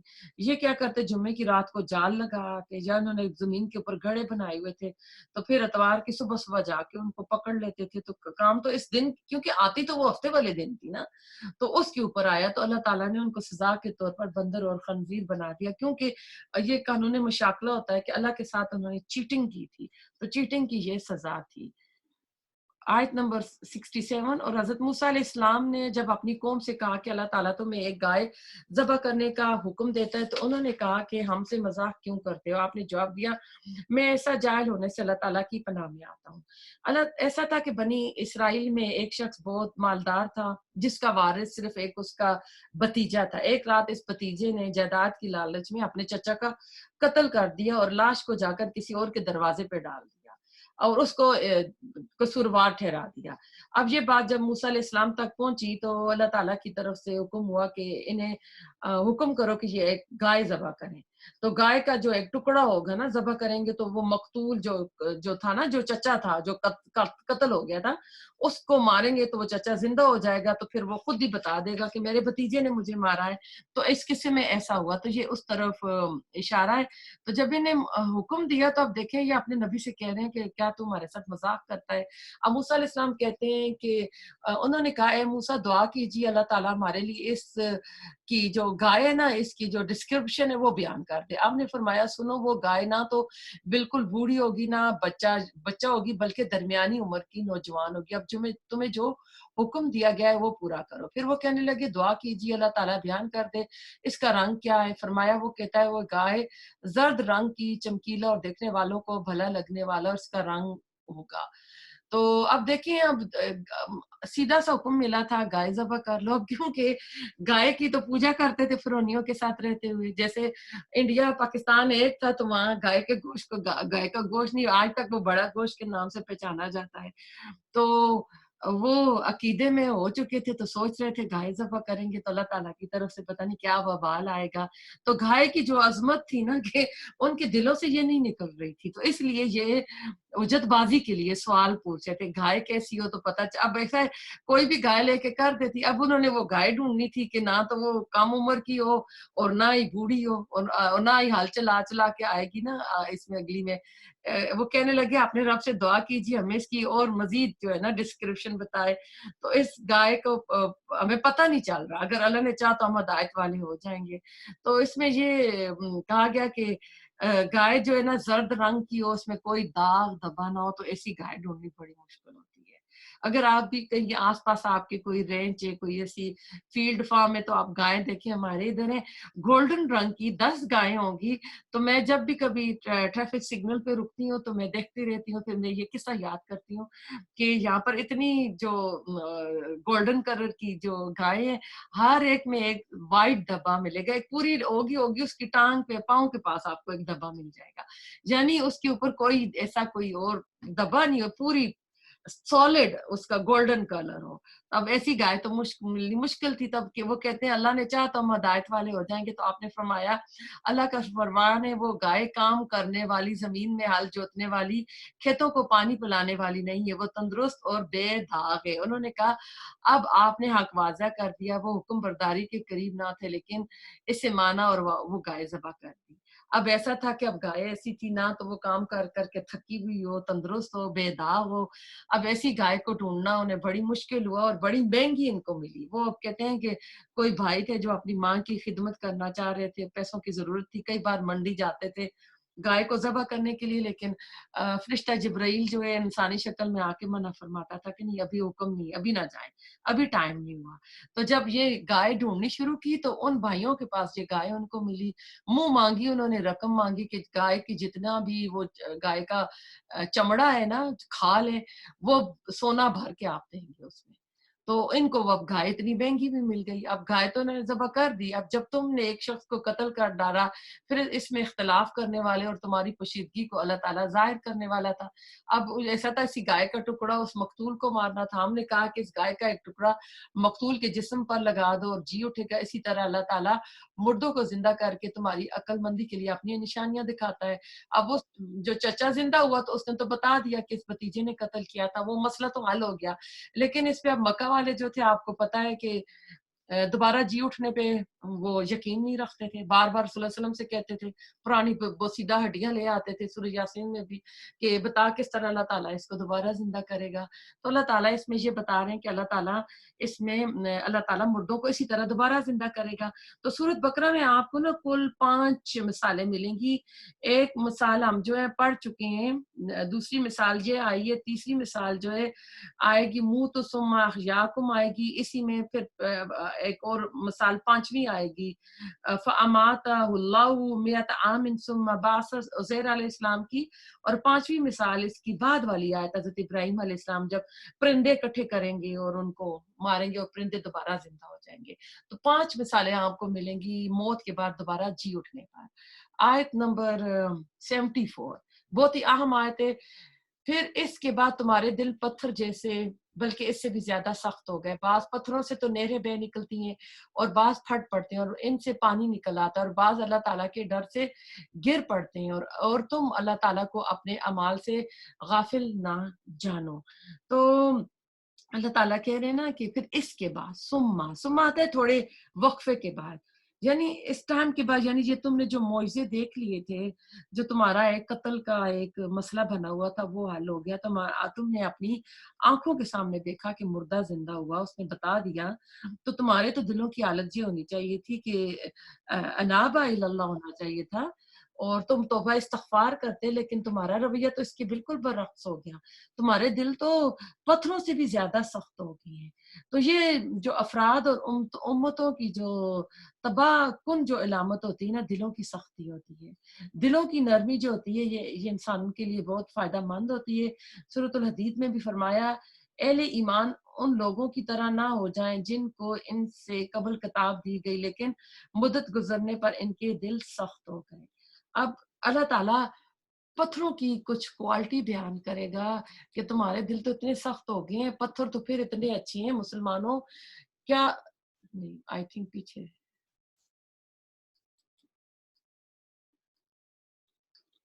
हाँ, तो अल्लाह ताला कहते हैं कि फिर इसके बाद तुम्हारे दिल पत्थर हो गए, लेकिन बाज पत्थरों से तो नहरें बह निकलती हैं और बाज फट पड़ते हैं और बाज से पानी निकल आता है, यानी पत्थरों की ये मिसालें हैं।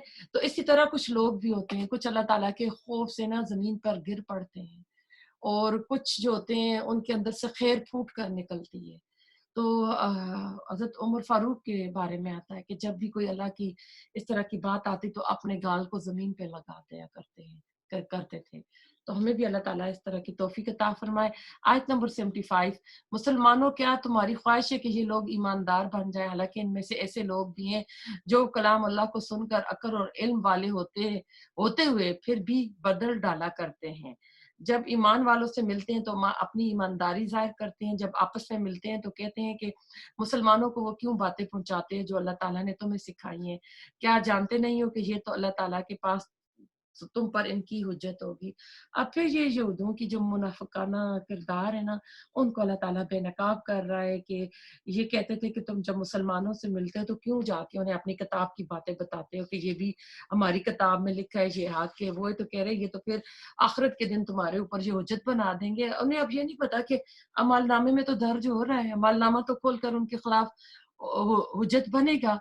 तो क्या ये नहीं जानते कि अल्लाह ताला इनकी पोशीदगी और ज़ाहिरदारी को सब जानता है। तो अल्लाह ताला तो हर बात का जानता है, अल्लाह ताला के सामने तो हर चीज़ खुली हुई मौजूद है। तो अल्लाह ताला को तो कोई बेवकूफ़ नहीं बना सकता।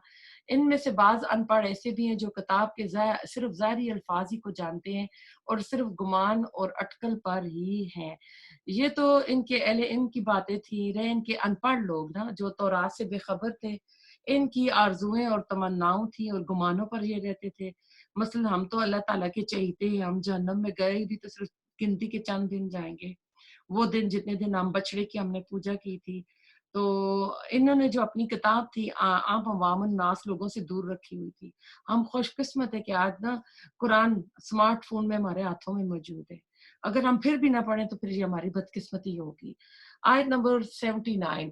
ان لوگوں کے لیے ویل ہے جو اپنے ہاتھوں کی لکھی ہوئی کتاب کو اللہ تعالیٰ کی طرف سے کہتے ہیں اور اس طرح دنیا کماتے ہیں، اور ان کے ہاتھوں کی لکھائی کو اور ان کی کمائی کو ویل یعنی ہلاکت ہے، افسوس ہے. اب ویل جو ہے نا یہ جہنم کی ایک وادی کا نام ہے جو سب سے گہری نیچے ہے، اور جہنم بھی اس سے پناہ مانگتی ہے. اور یہ ہلاکت ہے، بربادی ہے یقین کے لیے جو اللہ تعالیٰ کی کتاب میں تبدیلیاں کر کے اپنے ہاتھوں سے لکھتے اور کہتے ہیں کہ یہ اللہ تعالیٰ کی طرف سے ہے. اب یہ تو یہود کے علماء کرتے تھے، لیکن آج کل ہمارے دین کے نام نہاد جو ہیں، جو اپنے آج کل تعویذ بیچ رہے ہیں، جو چیزیں بنا رہے ہیں اور ایسی چیزیں بتا رہے ہیں جو رسول اللہ علیہ وسلم کی سنت سے ثابت نہیں ہے. تو دین جو ہے نا ہم نے وہی لینا ہے جو قرآن سے اور صحیح حدیث سے ثابت ہو. اگر جو چیز بھی اس میں کنٹراڈکٹ کر رہی ہو تو وہ ہم نے نہیں لینی ہے. اب یہ لوگ آیت نمبر 80 پہ آئے ہیں. یہ لوگ کہتے ہیں ہم تو صرف چند روز جہنم میں رہیں گے. ان سے کہو کہ کیا تمہارے پاس اللہ تعالیٰ کا کوئی پروانہ ہے؟ اگر ہے تو یقیناً اللہ تعالیٰ اپنے وعدے کو خلاف نہیں کرے گا، ہرگز نہیں، بلکہ تم تو اللہ کے ذمہ وہ باتیں لگاتے ہو جنہیں تم نہیں جانتے. یہود کہتے تھے دنیا کی کل عمر جو ہے 7000 سال ہے، اور ہم ہر 1000 سال کے بدلے ایک دن جہنم میں رہیں گے. اس حساب سے ان کے 7 دن بنتے تھے. اور کہتے تھے کچھ کہتے تھے ہم نے 40 دن بچڑے کی پوجا کی تھی، ہم 40 دن رہیں گے. تو اللہ تعالیٰ کہہ رہے ہیں کہ کیا اللہ تعالیٰ نے تم سے ایسا عہد لیا ہے؟ ایسی تو کوئی بات نہیں ہے، تم اللہ کے ذمہ ایسی باتیں کیوں لگاتے ہو؟ یقیناً جس نے بھی برے کام کیے اور اس کی نافرمانیوں نے اسے گھیر لیا وہ ہمیشہ کے لیے جہنمی ہے. اور جو لوگ ایمان لائے اور نیک کام کریں وہ جنتی ہیں اور جنت میں ہمیشہ رہیں گے. اور جب ہم نے بنی اسرائیل سے وعدہ لیا تم اللہ تعالیٰ کے سوا دوسرے کی عبادت نہ کرنا اور ماں باپ کے ساتھ اچھا سلوک کرنا، اسی طرح قرابت داروں، یتیموں اور مسکینوں کے ساتھ، اور لوگوں کو اچھی باتیں کہنا، نمازیں قائم رکھنا، زکوٰۃ دیتے رہنا، لیکن تھوڑے سے لوگوں کے علاوہ سب پھر گئے اور منہ موڑ لیا. اب اس میں آپ دیکھیں کہ اللہ تعالیٰ نے اس آیت میں آیت نمبر 83 پہ ہے کہ اللہ تعالیٰ نے عہد لیا تھا بنی اسرائیل سے کہ تم ایسا کرنا، ایک اللہ کی عبادت کرنا. اور اللہ تعالیٰ نے اپنے بعد ماں باپ کے والدین کے حقوق رکھیں کہ ان کے ساتھ حسن سلوک رکھنا، یعنی اللہ کے بعد دوسرا نمبر والدین کا آتا ہے. تو اسی طرح قرآن میں اور بھی کئی مقامات پر اللہ تعالیٰ نے اپنی عبادت کے بعد دوسرا درجہ جو ہے والدین کا رکھا ہے. اس کے بعد رشتہ دار آ جاتے ہیں، یتیم مسکین، ان کے ساتھ اس نے سلوک کرنا، اچھی بات کرنا، اچھی باتوں کی تاکید کرنا. اور پھر آگیا نماز اور زکوٰۃ قائم کرنا. اس سے معلوم ہوتا ہے کہ یہ دو باتیں جو تھیں پچھلی شریعتوں میں بھی موجود تھیں. اور جب ہم نے تم سے وعدہ لیا کہ آپس میں خون نہ بہانا، قتل نہ کرنا اور آپس والوں کو جلا وطن نہ کرنا، تم نے اقرار کیا اور تم اس کے شاہد تھے. اب سورۃ السبا میں آپ دیکھیں گے کہ جب سیلاب وہاں آتا ہے یہ بہت پہلے، تو اس وقت اوس اور خزرج جو تھے وہ 2 قبیلے مدینہ آ کر آباد ہو جاتے ہیں. اب یہ قبیلے تو یہاں پر تھے، پھر اس کے بعد یہود کے 3 قبیلے جو ہے نا، بنو قینقاع، بنو نذیر اور بنو قریظہ بھی آ جاتے ہیں، کیونکہ ان کی کتابوں میں لکھا تھا کہ آخری نبی جو ہے وہ اس کی ہجرت کا جو شہر ہے یہ شہر یثرب ہوگا. تو یہ انتظار کر رہے تھے، ان کی کتابوں میں بھی لکھا تھا. اب رسول اللہ صلی اللہ علیہ وسلم کی ہجرت سے پہلے اب جو 2 قبیلے اوس اور خزرج تھے نا، یہ اب جو یہود کے قبیلے تھے قینقاع، بنو نذیر، اور ان کے آپس میں لڑائی جھگڑے ہوتے تھے. 2 قبیلہ ایک طرف ایک طرف. تب اوس اور خزرج جو تھے یہ 2 بھائی تھے، اوس اور خزرج، ان کی آگے اولادیں چل رہی تھی، ماں باپ ایک ہی تھے ان کے. تو اب یہ نا ان کے ساتھ مل جاتے تھے. انہوں نے عہد لیا ہوا تھا کہ ہم اپنے بھائیوں کو خون نہیں پائیں گے، ان کو جلا وطن نہیں کریں گے. تو اب کیا کیا کہ انہوں نے جب یہود کے قبیلوں کے ساتھ اپنا بھائی چارہ قائم کر لیا، ان کے حلیف بن گئے، تو اب ان کے ساتھ جنگوں میں جا کے لڑتے. تو ایک قبیلہ ایک کے ساتھ تھا، ایک دوسرے کے ساتھ تھا، تو ان کے اپنے سامنے اوس اور خزرج آ جاتے تو یہ کیا کرتے، لیکن پھر بھی تم نے آپس میں قتل کیا اور آپس کے ایک فرقے کو جلا وطن بھی کیا اور گناہ اور زیادتی کے کاموں میں ان کے خلاف دوسروں کی طرفداری کی. ہاں جب وہ قیدی ہو کر تمہارے پاس آئے تو تم نے ان کے فدیے دیے، لیکن ان کا نکالنا جو تم پر حرام تھا کچھ خیال نہ کیا. بعض ایک کام پر ایمان رکھتے ہو اور بعض کے ساتھ کفر کرتے ہو. تم میں سے جو بھی ایسا کرے اس کی سزا اس کے سوا کیا ہے کہ دنیا میں رسوائی اور قیامت کے دن سخت عذاب کی مار ہے، اور اللہ تعالیٰ تمہارے اعمال سے بے خبر نہیں ہے. تو اب یہ ایسا تھا کہ کچھ حکم تو نہیں مان رہے تھے، لیکن آخری حکم جو تھا کہ اگر وہ قیدی ہو جائیں تو فدیہ دے کر چھڑانا، تو یہ اس کو مان رہے تھے. تو اس پہ کہا کہ تم بعض حصے پر ایمان لاتے ہو، بعض پر نہیں لاتے ہو.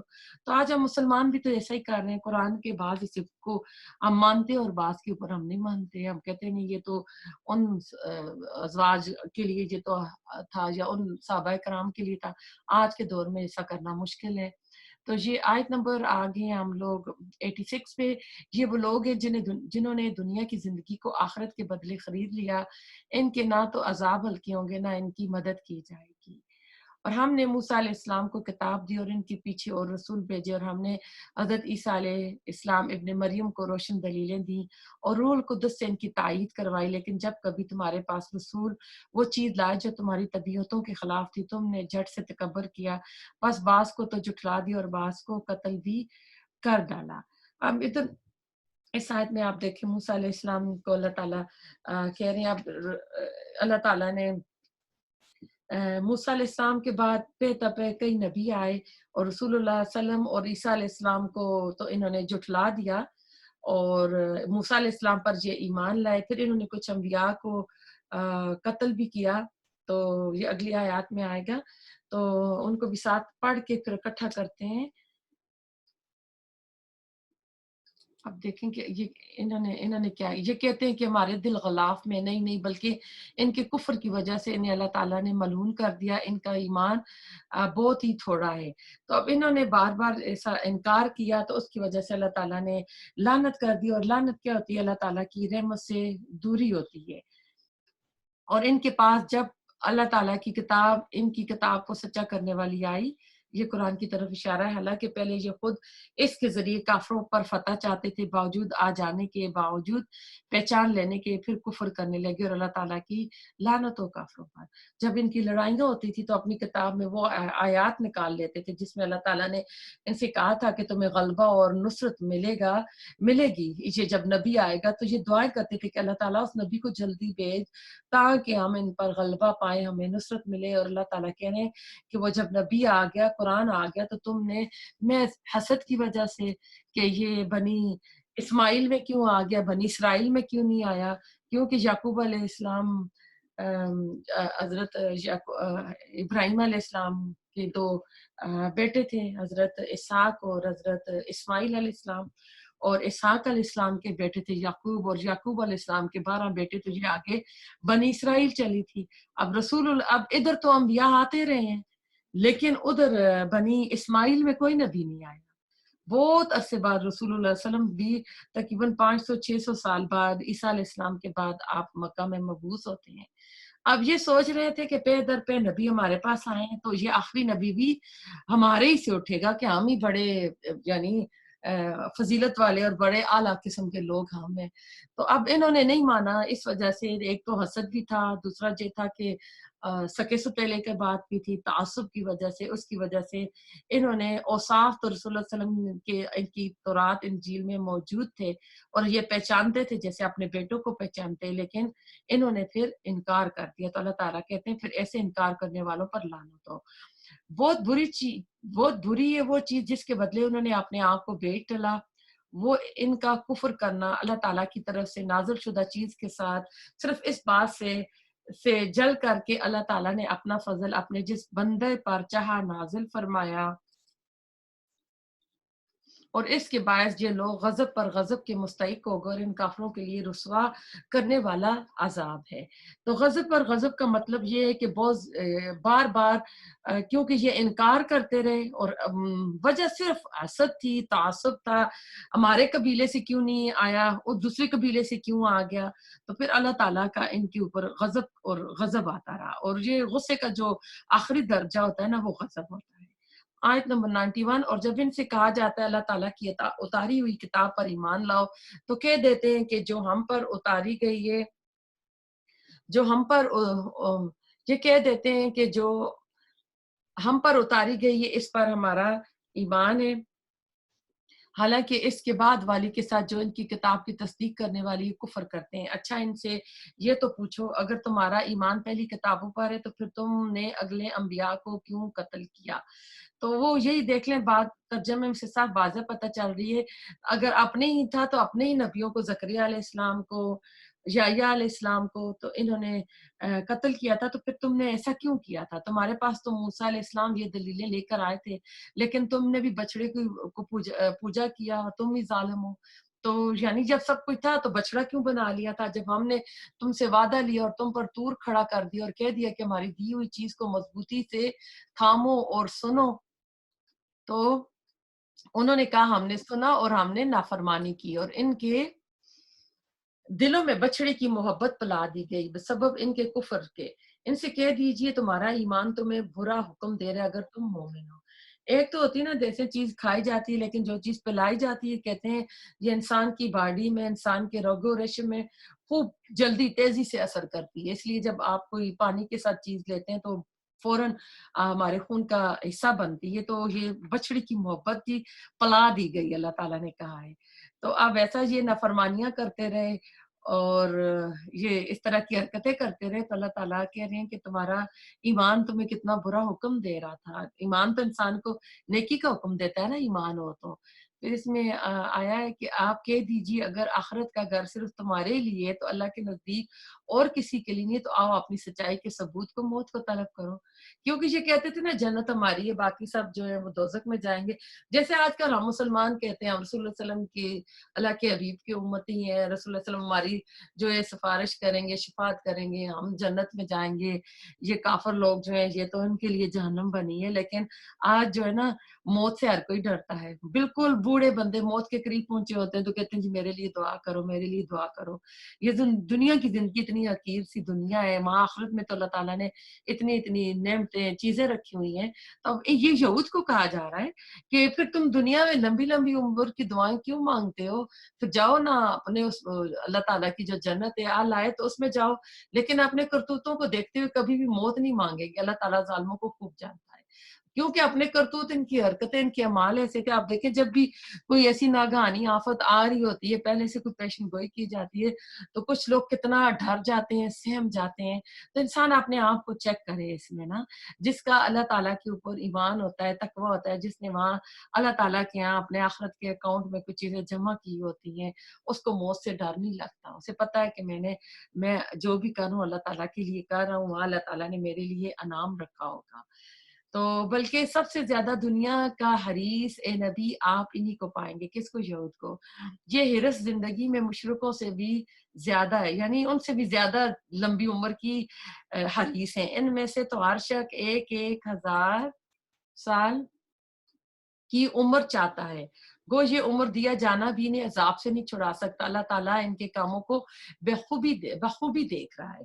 اب دیکھیں اگر کوئی عمر بڑھا بھی لیتا ہے نا تو اس کا یہ مطلب تو نہیں ہے کہ قبر نہیں ملے گی، قبر کے عذاب سے بچ جائیں گے یا آخرت کے دن کے حساب کتاب سے بچ جائیں گے، چاہے جتنی عمر ہو۔ جیسے موسیٰ علیہ السلام کے پاس موت کا فرشتہ آیا تو انہوں نے مکہ مار دیا تھا نا، تو پھر جب پتا چلا کہ نہیں موت تو آنی ہے تو پھر انہوں نے کہا کہ ٹھیک ہے پھر روح قبض کر لیں۔ اب آیت نمبر 97 پہ ہیں، اے نبی آپ کہہ دیجئے جو جبرائیل کا دشمن ہو، جس نے آپ کے دل پر پیغام باری تالا اتارا ہے، جو پیغام ان کے پاس کی کتاب کی تصدیق کرنے والا اور مومنوں کو ہدایت اور خوشخبری دینے والا ہے، تو اللہ بھی اس کا دشمن ہے جو اللہ کا اور اس کے فرشتوں کا اور اس کے رسولوں اور جبرائیل اور میکائیل کا دشمن ہو۔ ایسے کافروں کا دشمن اللہ خود ہے۔ اب ان آیات میں آپ غور کریں تو ایسا تھا کہ یہ رسول اللہ صلی اللہ علیہ وسلم سے پوچھنے لگے کہ ٹھیک ہے ہم ایمان لے آئیں گے، حدیث میں آتا ہے چند یہودی آپ کے پاس آئے، کہتے ہیں آپ ہمارے سوالوں کا صحیح جواب دیں، ہم ایمان لے آئیں گے، کیونکہ نبی کے علاوہ کوئی ان کا جواب نہیں دے سکتا۔ جب رسول اللہ صلی اللہ علیہ وسلم نے ان کے سوالوں کا جواب دے دیا تو انہوں نے کہا آپ پر وحی کون لاتا ہے؟ آپ نے فرمایا جبرائیل۔ تو یہود کہنے لگے جبرائیل تو ہمارا دشمن ہے، یہ تو وہی ہے جب بھی آتا ہے ہمارے اوپر عذاب لے کر آیا ہے۔ تو اس بہانے سے نبی کی نبوت کو ماننے سے انہوں نے انکار کر دیا۔ تو یہود کو کہتے تھے میکائیل ہمارا دوست ہے. اللہ تعالیٰ نے فرمایا یہ سب میرے مقبول بندے ہیں. جو جبرائیل کا دشمن ہوگا اللہ تعالیٰ اس کا دشمن ہے.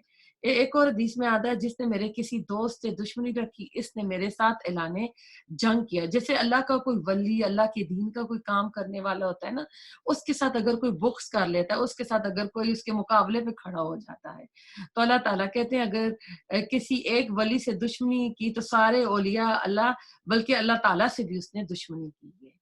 اس سے واضح ہوا کہ اولیاء اللہ کی محبت اور ان کی تعظیم نہایت ضروری ہوتی ہے. ان سے بغض, عناد, دشمنی ان کے مقابلے پہ نہیں آنا چاہیے کہ اللہ تعالیٰ اس کے خلاف اعلان جنگ فرماتا ہے.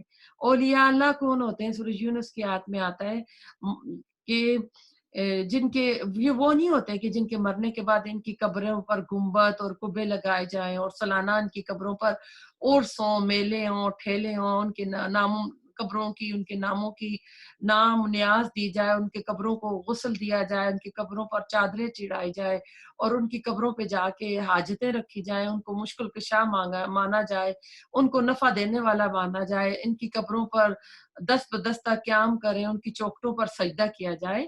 ایسا نہیں کرنا ہے جیسا کہ آج کل ہمارے ملکوں میں ہوتا ہے. آج کل بدقسمتی سے اولیاء اللہ کے ساتھ یہ محبت دکھائی جا رہی ہے. یہ محبت نہیں, یہ کہ ہم نے ان کے ساتھ ان کو عزت دینی, ان کو تعظیم کرنی ہے. آج یہ ساری شرکیاں جو ہے نا, جو کہتے ہیں نا ہندو کھڑی مورتی کی پوجا کرتا ہے, مسلمان جو ہے وہ پڑی لیٹی ہوئی مورتی کی کرتا ہے.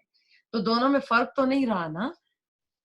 تو اب اس میں دیکھیں کوئی نہیں ہوتا, کوئی کسی بچے کے ساتھ کوئی دشمنی کرتا ہے تو وہ پھر وہ ساروں کا نام لیتا ہے. بالکل اس طرح اللہ تعالیٰ نے ساتھ اور فرشتوں کے بھی نام لے لیے.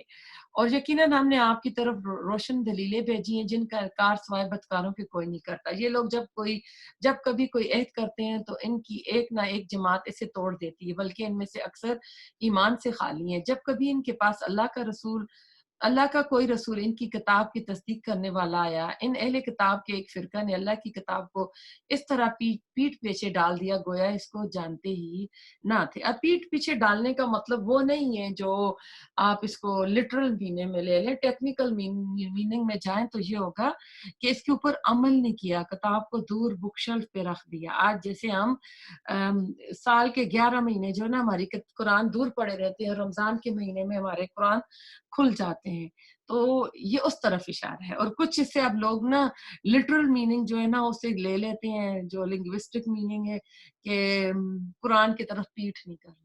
یہ مراد نہیں ہے. قرآن کی طرف پیٹھ کرنے سے وہ کوئی گناہ نہیں ملتا.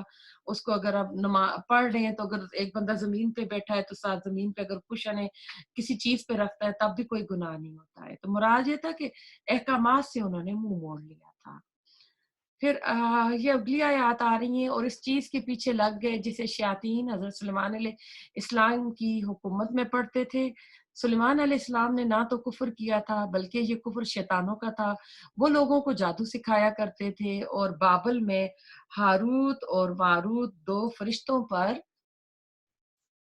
جو اتارا گیا تھا وہ دونوں بھی کسی شخص کو اس وقت تک نہیں سکھاتے تھے جب تک یہ نہ کہہ دیں کہ ہم تو ایک آزمائش ہیں, تو کفر نہ کر. پھر لوگ ان سے وہ سیکھتے جس سے خاوند اور بیوی میں جدائی ڈال دیں, اور دراصل وہ بغیر اللہ تعالیٰ کی مرضی کے کسی کو کوئی نقصان نہیں پہنچا سکتے. یہ وہ لوگ سیکھتے تھے جو انہیں نقصان پہنچائے اور نفع نہ پہنچا سکے, اور وہ بالیقین جانتے ہیں کہ اس کے لینے والے کا آخرت میں کوئی حصہ نہیں ہے, اور بدترین چیز ہے جس کے بدلے وہ اپنے آپ کو فروخت کر رہے ہیں. کاش کہ یہ جانتے ہوتے.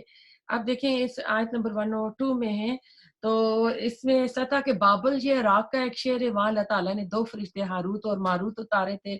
اس وقت یہ تھا کہ یہ بنی اسرائیل کی روایات میں آتا ہے کہ یہ لوگ نا جادو اور اس چیزوں میں بہت پڑھ چکے تھے. تو اللہ تعالیٰ نے ہاروت اور ماروت فرشتوں کا جادو کا علم دے کر نازل فرمایا اس مقصد کے لیے, تاکہ وہ لوگوں کو بتائیں کہ انبیاء علیہ السلام کے ہاتھوں پر ظاہر شدہ معجزے جادو سے مختلف چیز ہوتے ہیں. جادو یہ کہ جس کا علم اللہ تعالیٰ کی طرف سے ہمیں عطا کیا گیا ہے, اور وہ جادو بھی اس زمانے میں وہ کرتے تھے کہ جو میاں بیوی کے اندر جو ہے نا جدائی ڈال دے. تو یہ جادو برحق رسول اللہ علیہ وسلم کے اوپر بھی جادو ہوا تھا. ایک لبید بن عاصم جو تھا یہودی لڑکا تھا جس نے آپ کی کنگھی سے بال لے کے اس کے اوپر ناٹ لگائے تھے اور اس کو ایک نروان کے کنویں میں کر دیا گیا تھا، اور پھر وہ جو سورۃ الفلق اور سورۃ الناس جبرائیل علیہ السلام نے پڑھی تھی، تو وہ ہر آیت پہ وہ جو ناٹ تھی نا گرا، کھلتی گئی، تو وہ جادو جو تھا وہ زائل ہوا تھا. تو یہ ان کی آزمائش کے لیے آئے تھے، اور وہ انہوں نے یہ مشہور کر دیا تھا کہ جو سلیمان علیہ السلام ہے ان کی حکومت جو تھی وہ جو تھی جادو کے زور پر تھی، تو اس لیے ان کے انڈر جنات بھی تھے، یہ بھی تھا، تو اس کی نفی کی جا رہی ہے. نہیں، اصل میں یہ جو چیزیں تھی وہ انہوں نے دفن کر دی تھیں، تو انہوں نے وہ نکال کے تو اس کو لوگوں میں عام کرنا کر دیا. تو اس میں کہا گیا کہ جو اب جادو جو کرے گا وہ کفر میں چلا جائے گا. حضرت عمر فاروق نے فرمایا ہے کہ جادوگر کو دوبارہ کلمہ پڑھنا ہے کہ وہ کفر میں چلا جاتا ہے. اب جو کسی کے اوپر جادو کرتا ہے تو اور اپنی آخرت کا جو ہے نا اپنی آخرت تباہ کر رہا ہے، کیونکہ اللہ تعالیٰ نے اس چیز سے منع کیا ہے کہ یہ خواہ دوسروں کو نقصان پہنچایا جاتا ہے. لیکن لوگ کرتے کیوں ہیں یہ حسد میں اور جیلسی میں کرتے ہیں، کسی کی کوئی نعمت سے خوش نہیں ہو سکتے، تو اس کو یہ چیزیں پھر شروع ہو جاتی ہیں. اگر یہ لوگ صاحب ایمان متقی بن جاتے تو اللہ تعالیٰ کی طرف سے بہترین ثواب انہیں ملتا اگر یہ جانتے ہوتے. اے ایمان والو، تم نبی صلی اللہ علیہ وسلم کو رائنا نہ کہا کرو بلکہ انظرنا کہو، یعنی ہماری طرف دیکھتے رہو، سنتے رہا کرو، اور کافروں کے لیے دردناک عذاب ہے. اب یہ کہ یہ رسول اللہ علیہ وسلم کی محفل میں آتے تھے، مسجد نبوی میں بیٹھتے تھے، تو رائنا ہوتا ہے ہمارے اوپر کرم کیجئے، نظر کیجئے. تو یہ جہاں ہم نے دیکھا کہ الفاظ کی تبدیلی کرتے ہیں نا، تو رائنا کو یہ جان بوجھ کے رائنا کہتے تھے.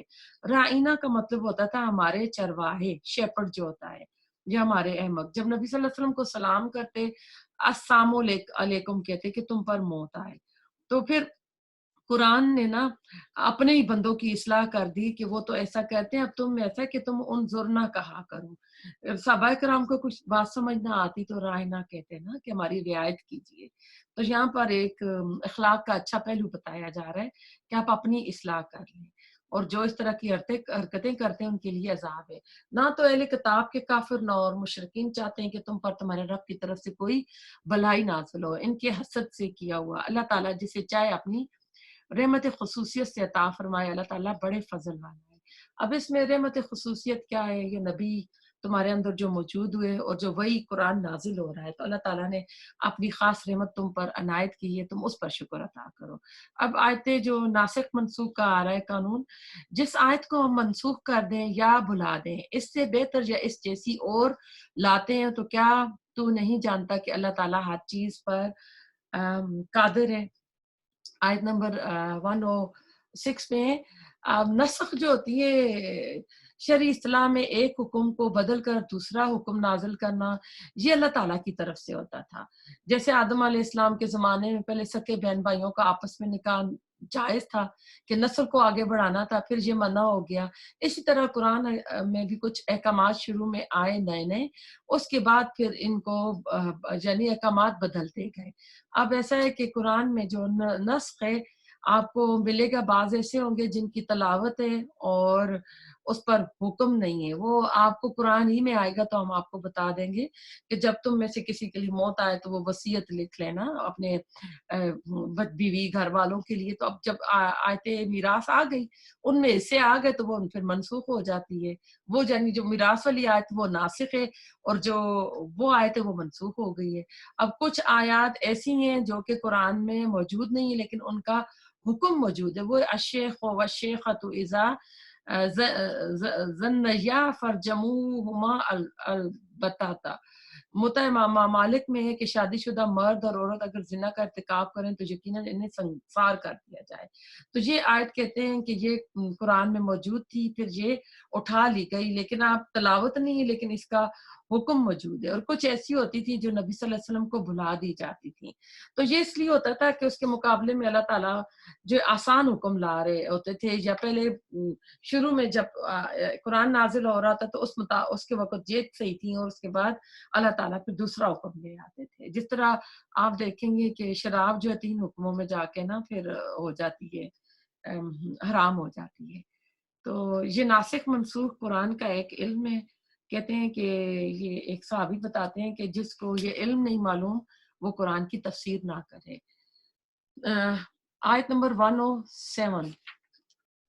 کیا تجھے علم نہیں کہ زمین و آسمان کا مالک اللہ ہی، ملکیت اللہ ہی کے لیے، اور اللہ کے سوا تمہارا کوئی ولی اور مددگار نہیں ہے. یعنی یہ اس پہ بھی مذاق کرتے تھے کہ یہ کیا تمہارا رب بھول جاتا ہے، یہ کیوں بار بار قرآن میں ناسخ منسوخ کے حکم آتے رہتے ہیں. تو اللہ تعالیٰ اس آیت میں بتا رہے ہیں کہ یہ زمین و آسمان جو ہے نا اللہ تعالیٰ کا ہے، اللہ تعالیٰ کی کل بادشاہیت ہے.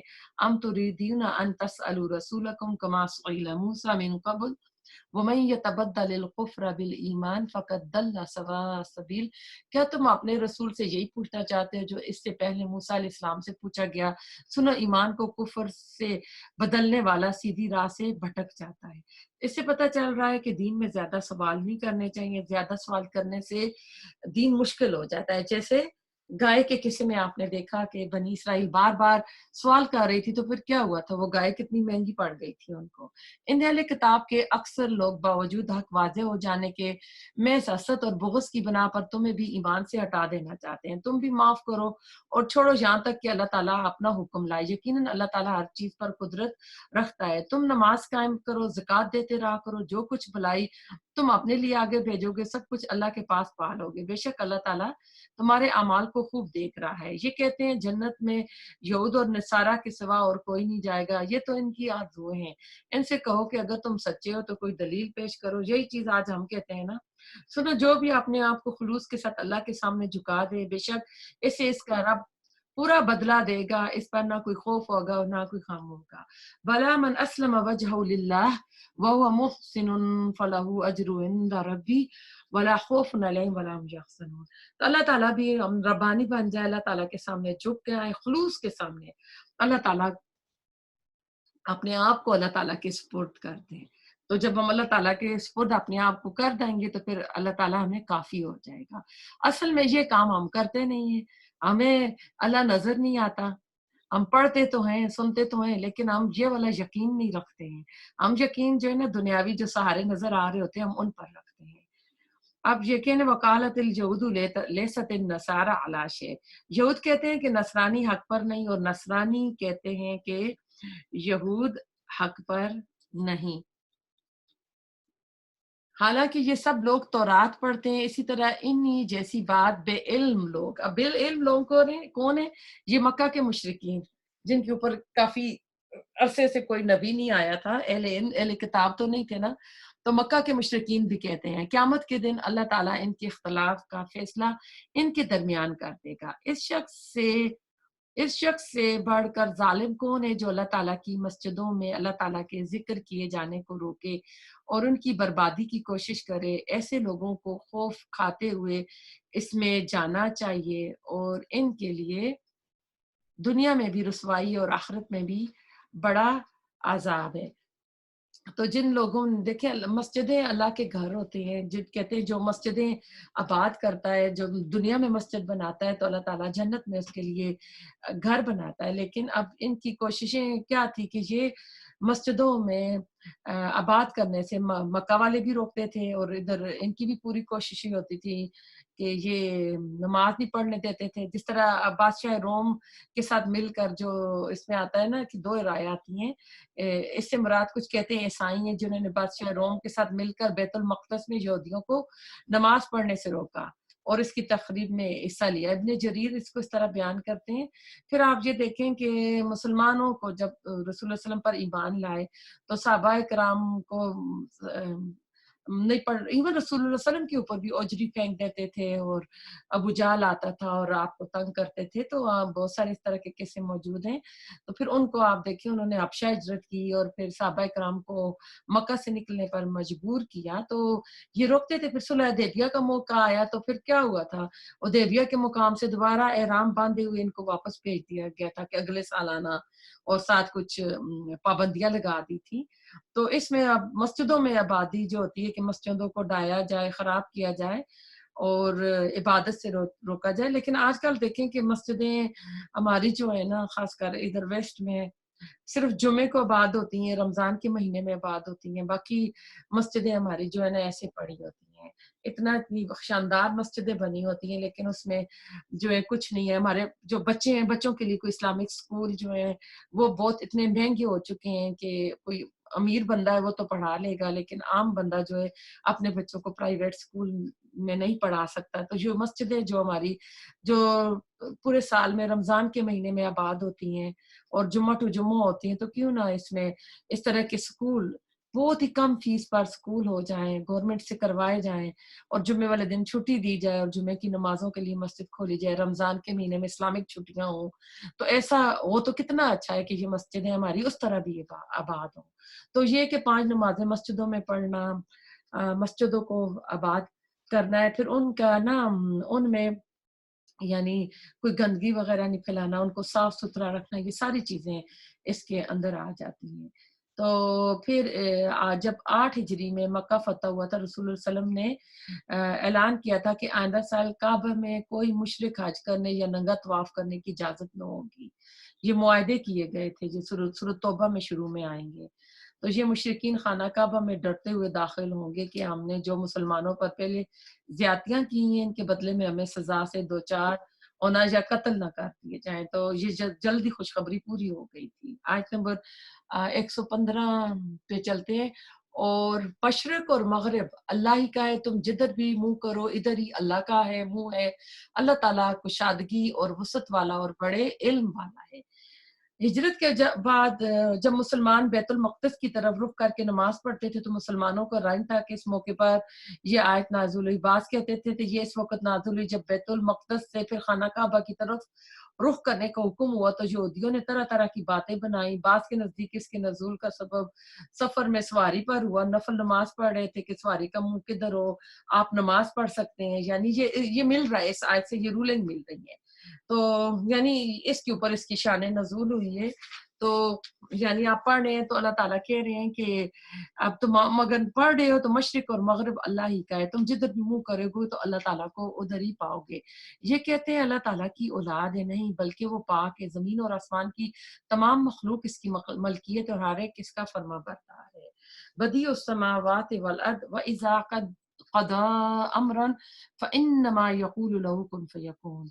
اب دیکھیں پچھلی آیت میں وہ کہتے ہیں اللہ کی اولاد ہے, تو اولاد تو جو انسان کی کمزوری کی نشانی ہوتی ہے. انسان بیٹے کیوں مانگتا ہے کہ میرا بازو بنے, میرے بڑھاپے کا سہارا بنے, انسان وارث کیوں چاہتا ہے. اللہ تعالیٰ کو تو اس چیز کی ضرورت نہیں. اللہ تعالیٰ کہتے ہیں وہ تو زمین اور آسمانوں کا ابتدان پیدا کرنے والا ہے, اور جس کام کو کرنے کا چاہتا ہے تو وہ کہتا ہے ہو جا تو وہ ہو جاتی ہے. اب دیکھیں جو صاحب کن فیکون ہے, کیا اس کو کسی مادی سہارے کی ضرورت پڑے گی؟ اس کو تو نہیں ہے ضرورت. الحمد للہ دعا کرتے ہیں اللہ تعالیٰ کن فیکون سے سب کی پریشانیاں غم دکھ دور کر دے, سب کی حاجات پوری کر دے.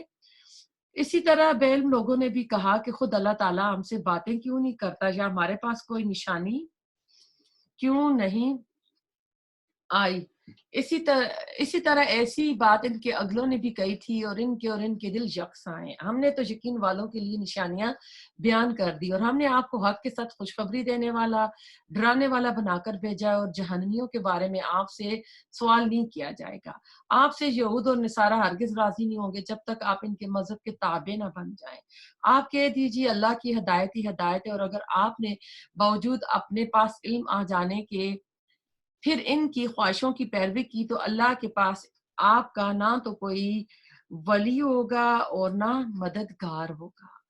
جنہیں ہم نے کتاب دی وہ اسے پڑھنے کے حق کے ساتھ پڑھتے ہیں اور اس کتاب پر ایمان رکھتے ہیں, اور جو اس کے ساتھ کفر کرے وہ نقصان والا ہے. اب قرآن کے ساتھ پڑھنے کا حق کیا ہے کہ خوب توجہ غور سے پڑھے.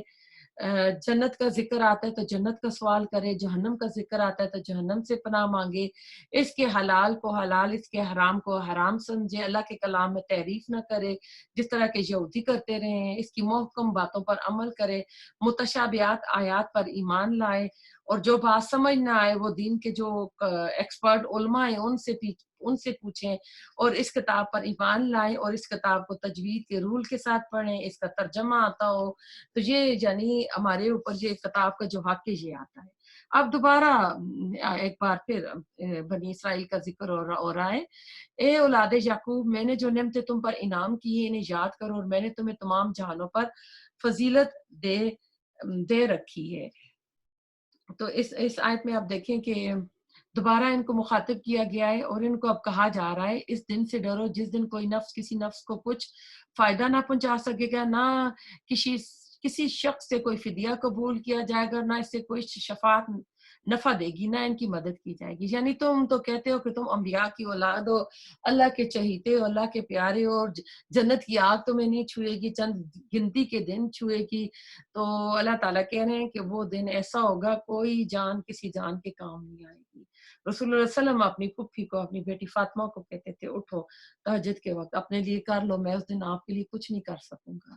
تو کوئی یعنی کسی کے کام نہیں آئے گا، ہم نے اپنا خود کرنا ہے۔ تو ان کو کہا جا رہا ہے کہ جو تم نے اپنے گمان میں اپنے لیے ایسے شارٹ کٹ راستے بنا چکے ہیں تو ان سے تم باہر نکل آؤ۔ جب ابراہیم علیہ السلام کو ان کے رب نے کئی باتوں سے آزمایا اور انہوں نے سب کو پورا کر دیا، تو اللہ نے فرمایا میں تمہیں لوگوں کا امام بنا دوں گا۔ عرض کرنے لگے اور میری اولاد کو فرمایا میرا وعدہ ظالموں سے نہیں ہے۔ کلمات سے مراد کہتے ہیں شریعت مناسک کے جو تھے وہ تھے، یعنی کلیننگ کے، صفائی، داڑھی، یہ سارے تھے جو جو جو چیزیں تھیں ان سے آزمایا گیا تھا۔ حضرت ابراہیم علیہ السلام نے پھر کہا کہ جب انہوں سے کہا کہ میں تمہیں لوگوں کا امام بناؤں گا تو فوراً اپنی اولاد کا سوال کیا، تو اللہ تعالیٰ نے یہاں نفی کر دی کہ نہیں، جو تیری اولاد میں ظالم ہوں گے یعنی کفر اور شرک پہ چلے جائیں گے تو میرا ان کے لیے وعدہ نہیں ہے۔ ہم نے بیت اللہ کو لوگوں کے لیے ثواب اور امن و امان کی جگہ بنایا اور تم مقام ابراہیم کو جائے نماز مقرر کر لو۔ ہم نے ابراہیم علیہ السلام اور اسماعیل علیہ السلام سے وعدہ لیا کہ تم میرے گھر کو طواف کرنے والوں، اعتکاف کرنے والوں، رکوع اور سجدہ کرنے والوں کے لیے پاک صاف رکھو۔ تو اب اس سے آپ کو پتہ چل رہا ہے کہ اللہ تعالیٰ کے گھر کو صاف کرنا ہے، پاک کرنا ہے۔ اب رمضان میں مسجدوں میں آپ جائیں گے تراویح کے لیے تو کوشش کریں کہ مسجد میں اپنی پانی کی بوتلیں، اپنے ٹیشو پیپرز، آپ کے بچے مسجد کا باتھ روم گندا نہ ہونے دیں، ان کو وہی آپ ہدایتیں، نصیحتیں کریں جو اپنے گھر کے لیے کرتے ہیں۔ آپ دیکھیں اب جب جاتے ہیں نا تو ایسا لگتا ہے نا کہ مسجد کے جو باتھ روم ہوتے ہیں ان کی حالت کیا ہوتی ہے، بالکل ترس نہیں کھاتے۔ اگر بچوں کے دل میں یہ ڈال دینا کہ یہ اللہ کا گھر ہے، اپنے گھر کو تو اپنا سمجھ کے کہتے ہیں نا، تو اللہ سے محبت، اللہ کا ڈر ڈالیں گے تو پھر زیادہ اس میں بات بنے گی۔ وَإِذْ قَالَ إِبْرَاهِيمُ رَبِّ اجْعَلْ هَٰذَا بَلَدًا آمِنًا وَارْزُقْ أَهْلَهُ مِنَ الثَّمَرَاتِ مَنْ آمَنَ مِنْهُم بِاللَّهِ وَالْيَوْمِ الْآخِرِ قَالَ وَمَن كَفَرَ فَأُمَتِّعُهُ قَلِيلًا ثُمَّ أَضْطَرُّهُ إِلَىٰ عَذَابِ النَّارِ وَبِئْسَ الْمَصِيرُ۔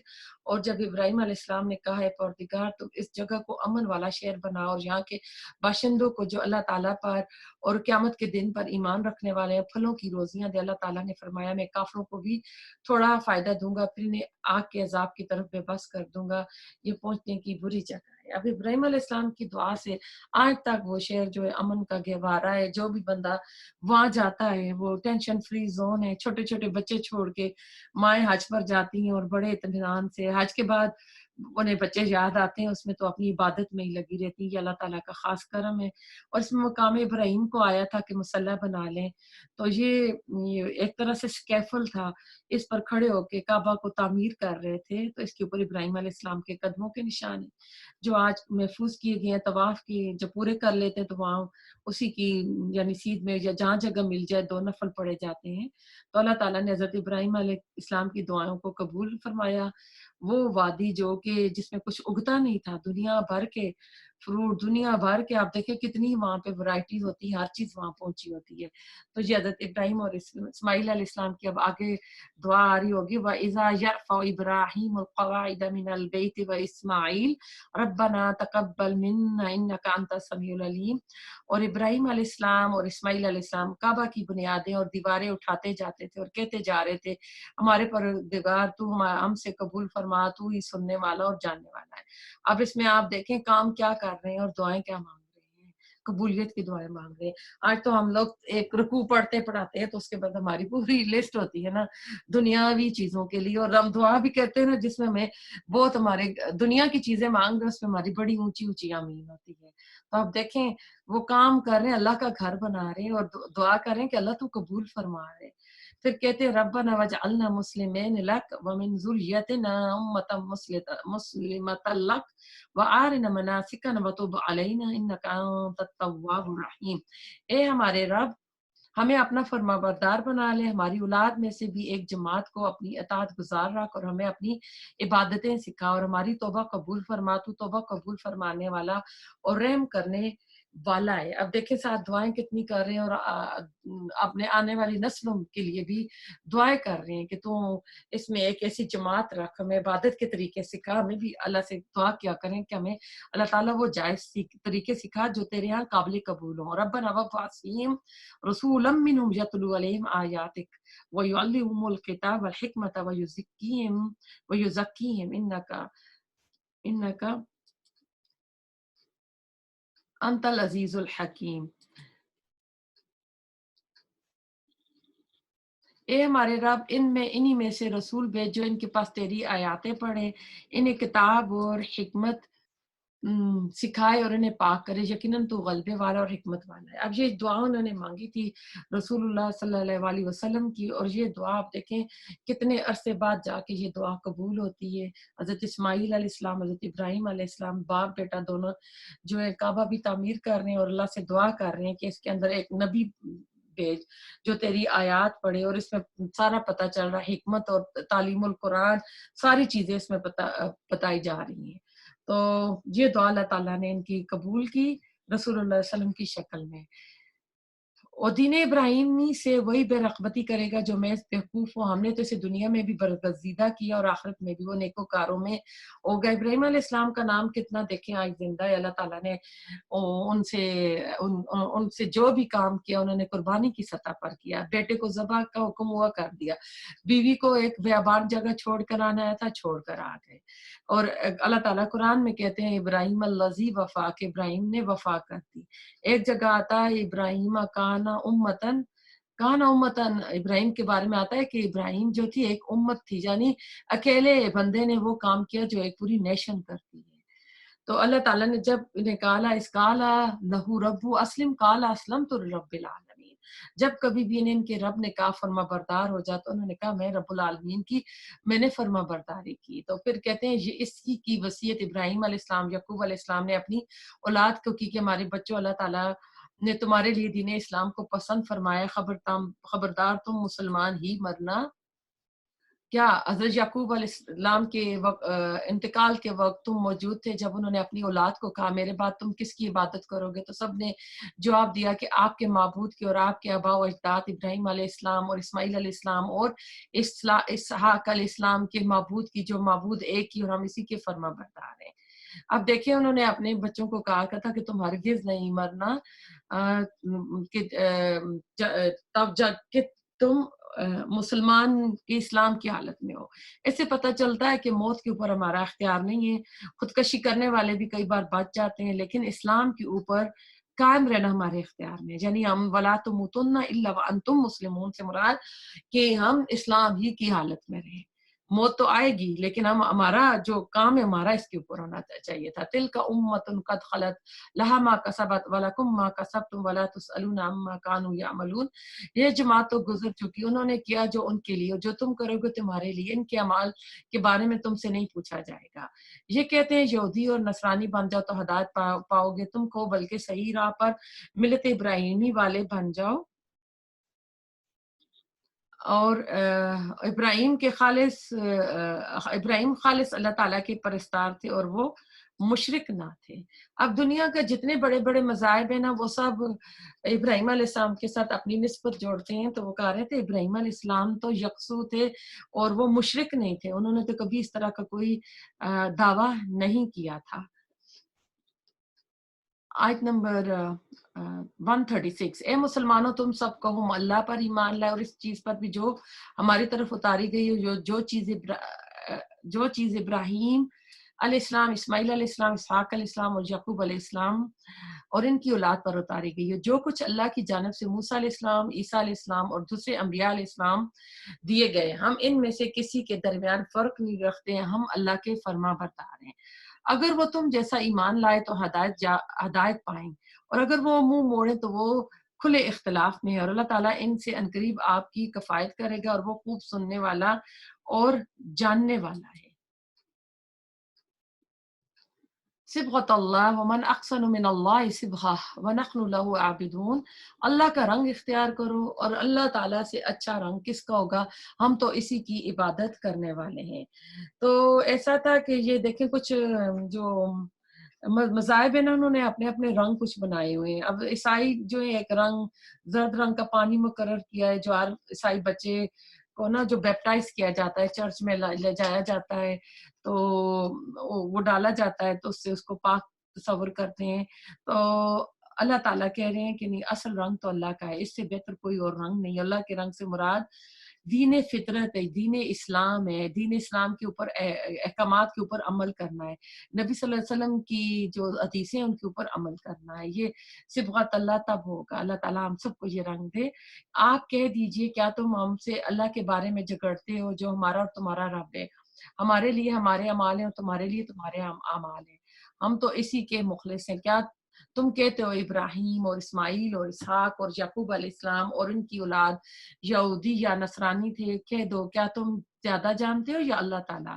اللہ کے پاس شہادت چھپانے والے سے زیادہ ظالم اور کون ہے، اور اللہ تعالیٰ تمہارے کاموں سے غافل نہیں ہے۔ تو اللہ تعالیٰ کہہ رہے ہیں کہ تم جو ان کے بارے میں بات کرتے ہو، یہ تم بات صحیح نہیں کر رہے ہیں۔ تمہیں معلوم ہے کہ یہ انبیاء جو تھے یہ نہ یہودی تھے نہ عیسائی تھے، اس طرح تمہاری کتابیں میں رسول اللہ صلی اللہ علیہ وسلم کی نشانیاں موجود ہیں، لیکن تم ان شہادتوں کو چھپا کر ایک بہت بڑے ظلم کا ارتکاب کر رہے ہو۔ تلک امتن قد خلت لها ما کسبت ولکم ما کسبتم ولا تسألون عما كانوا يعملون۔ یہ امت ہے جو گزر چکی، جو انہوں نے کیا ان کے لیے، اور جو تم نے کیا تم وہ تمہارے لیے، تم ان کے اعمال کے بارے میں سوال نہیں کیے جاؤ گے۔ اب دیکھیں اس آیت پر یہ سپارہ ختم ہو رہا ہے کہ جس کو اس کا عمل پیچھے چھوڑ گیا، اس کا نسب اسے آگے نہیں بڑھائے گا۔ اگر کوئی کہتا ہے نا میں سید زاد ہوں، کوئی کہتا ہے میں تو فلاں پیروں کی اولاد ہوں، یا ہمارے خاندان میں اتنے اتنے حافظ ہیں نا، تو اگر خود وہ عمل میں پیچھے ہے تو اس کو کوئی خاندان کی نسبت نہ نہیں بچائے گی۔ لا تازر وزرۃ وزر اخری، سورۃ فاطر میں آتا ہے، سورۃ نجم میں آتا ہے وَأَن لَيْسَ لِلْإِنسَانِ إِلَّا مَا سَعَىٰ، کہ کوئی کسی کا بوجھ نہیں اٹھائے گا، انسان کے لیے وہی کچھ ہے جو اس نے اس کی کوشش کی ہوگی۔ اللہ تعالیٰ ہماری اس کوشش کو قبول فرمائے، آپ سب کا یہاں آنا پڑھنا سننا اللہ قبول فرمائے، آپ سب کے گھروں پہ اللہ تعالیٰ رحمتیں برکتیں نازل فرمائے، اور اللہ تعالیٰ ہمیں ہمت دے، توفیق دے، صحت اور تندرستی عطا فرمائے کہ آج جو ہم نے پہلا سپارہ شروع کیا اس کو ہم الناس تک پورا لے کر جائیں۔ اللہ تعالیٰ ہماری مدد کرے، راستے میں کوئی رکاوٹ نہ آئے۔ اللہ تعالیٰ جو پڑھا اس کے اوپر عمل کرنے والا بنائے۔ ربنا تقبل منا انک انت السمیع العلیم وتب علینا انک انت التواب الرحیم۔ سبحانک اللہم بحمدک نشہد ان لا الہ الا انت نستغفرک ونتوب الیک۔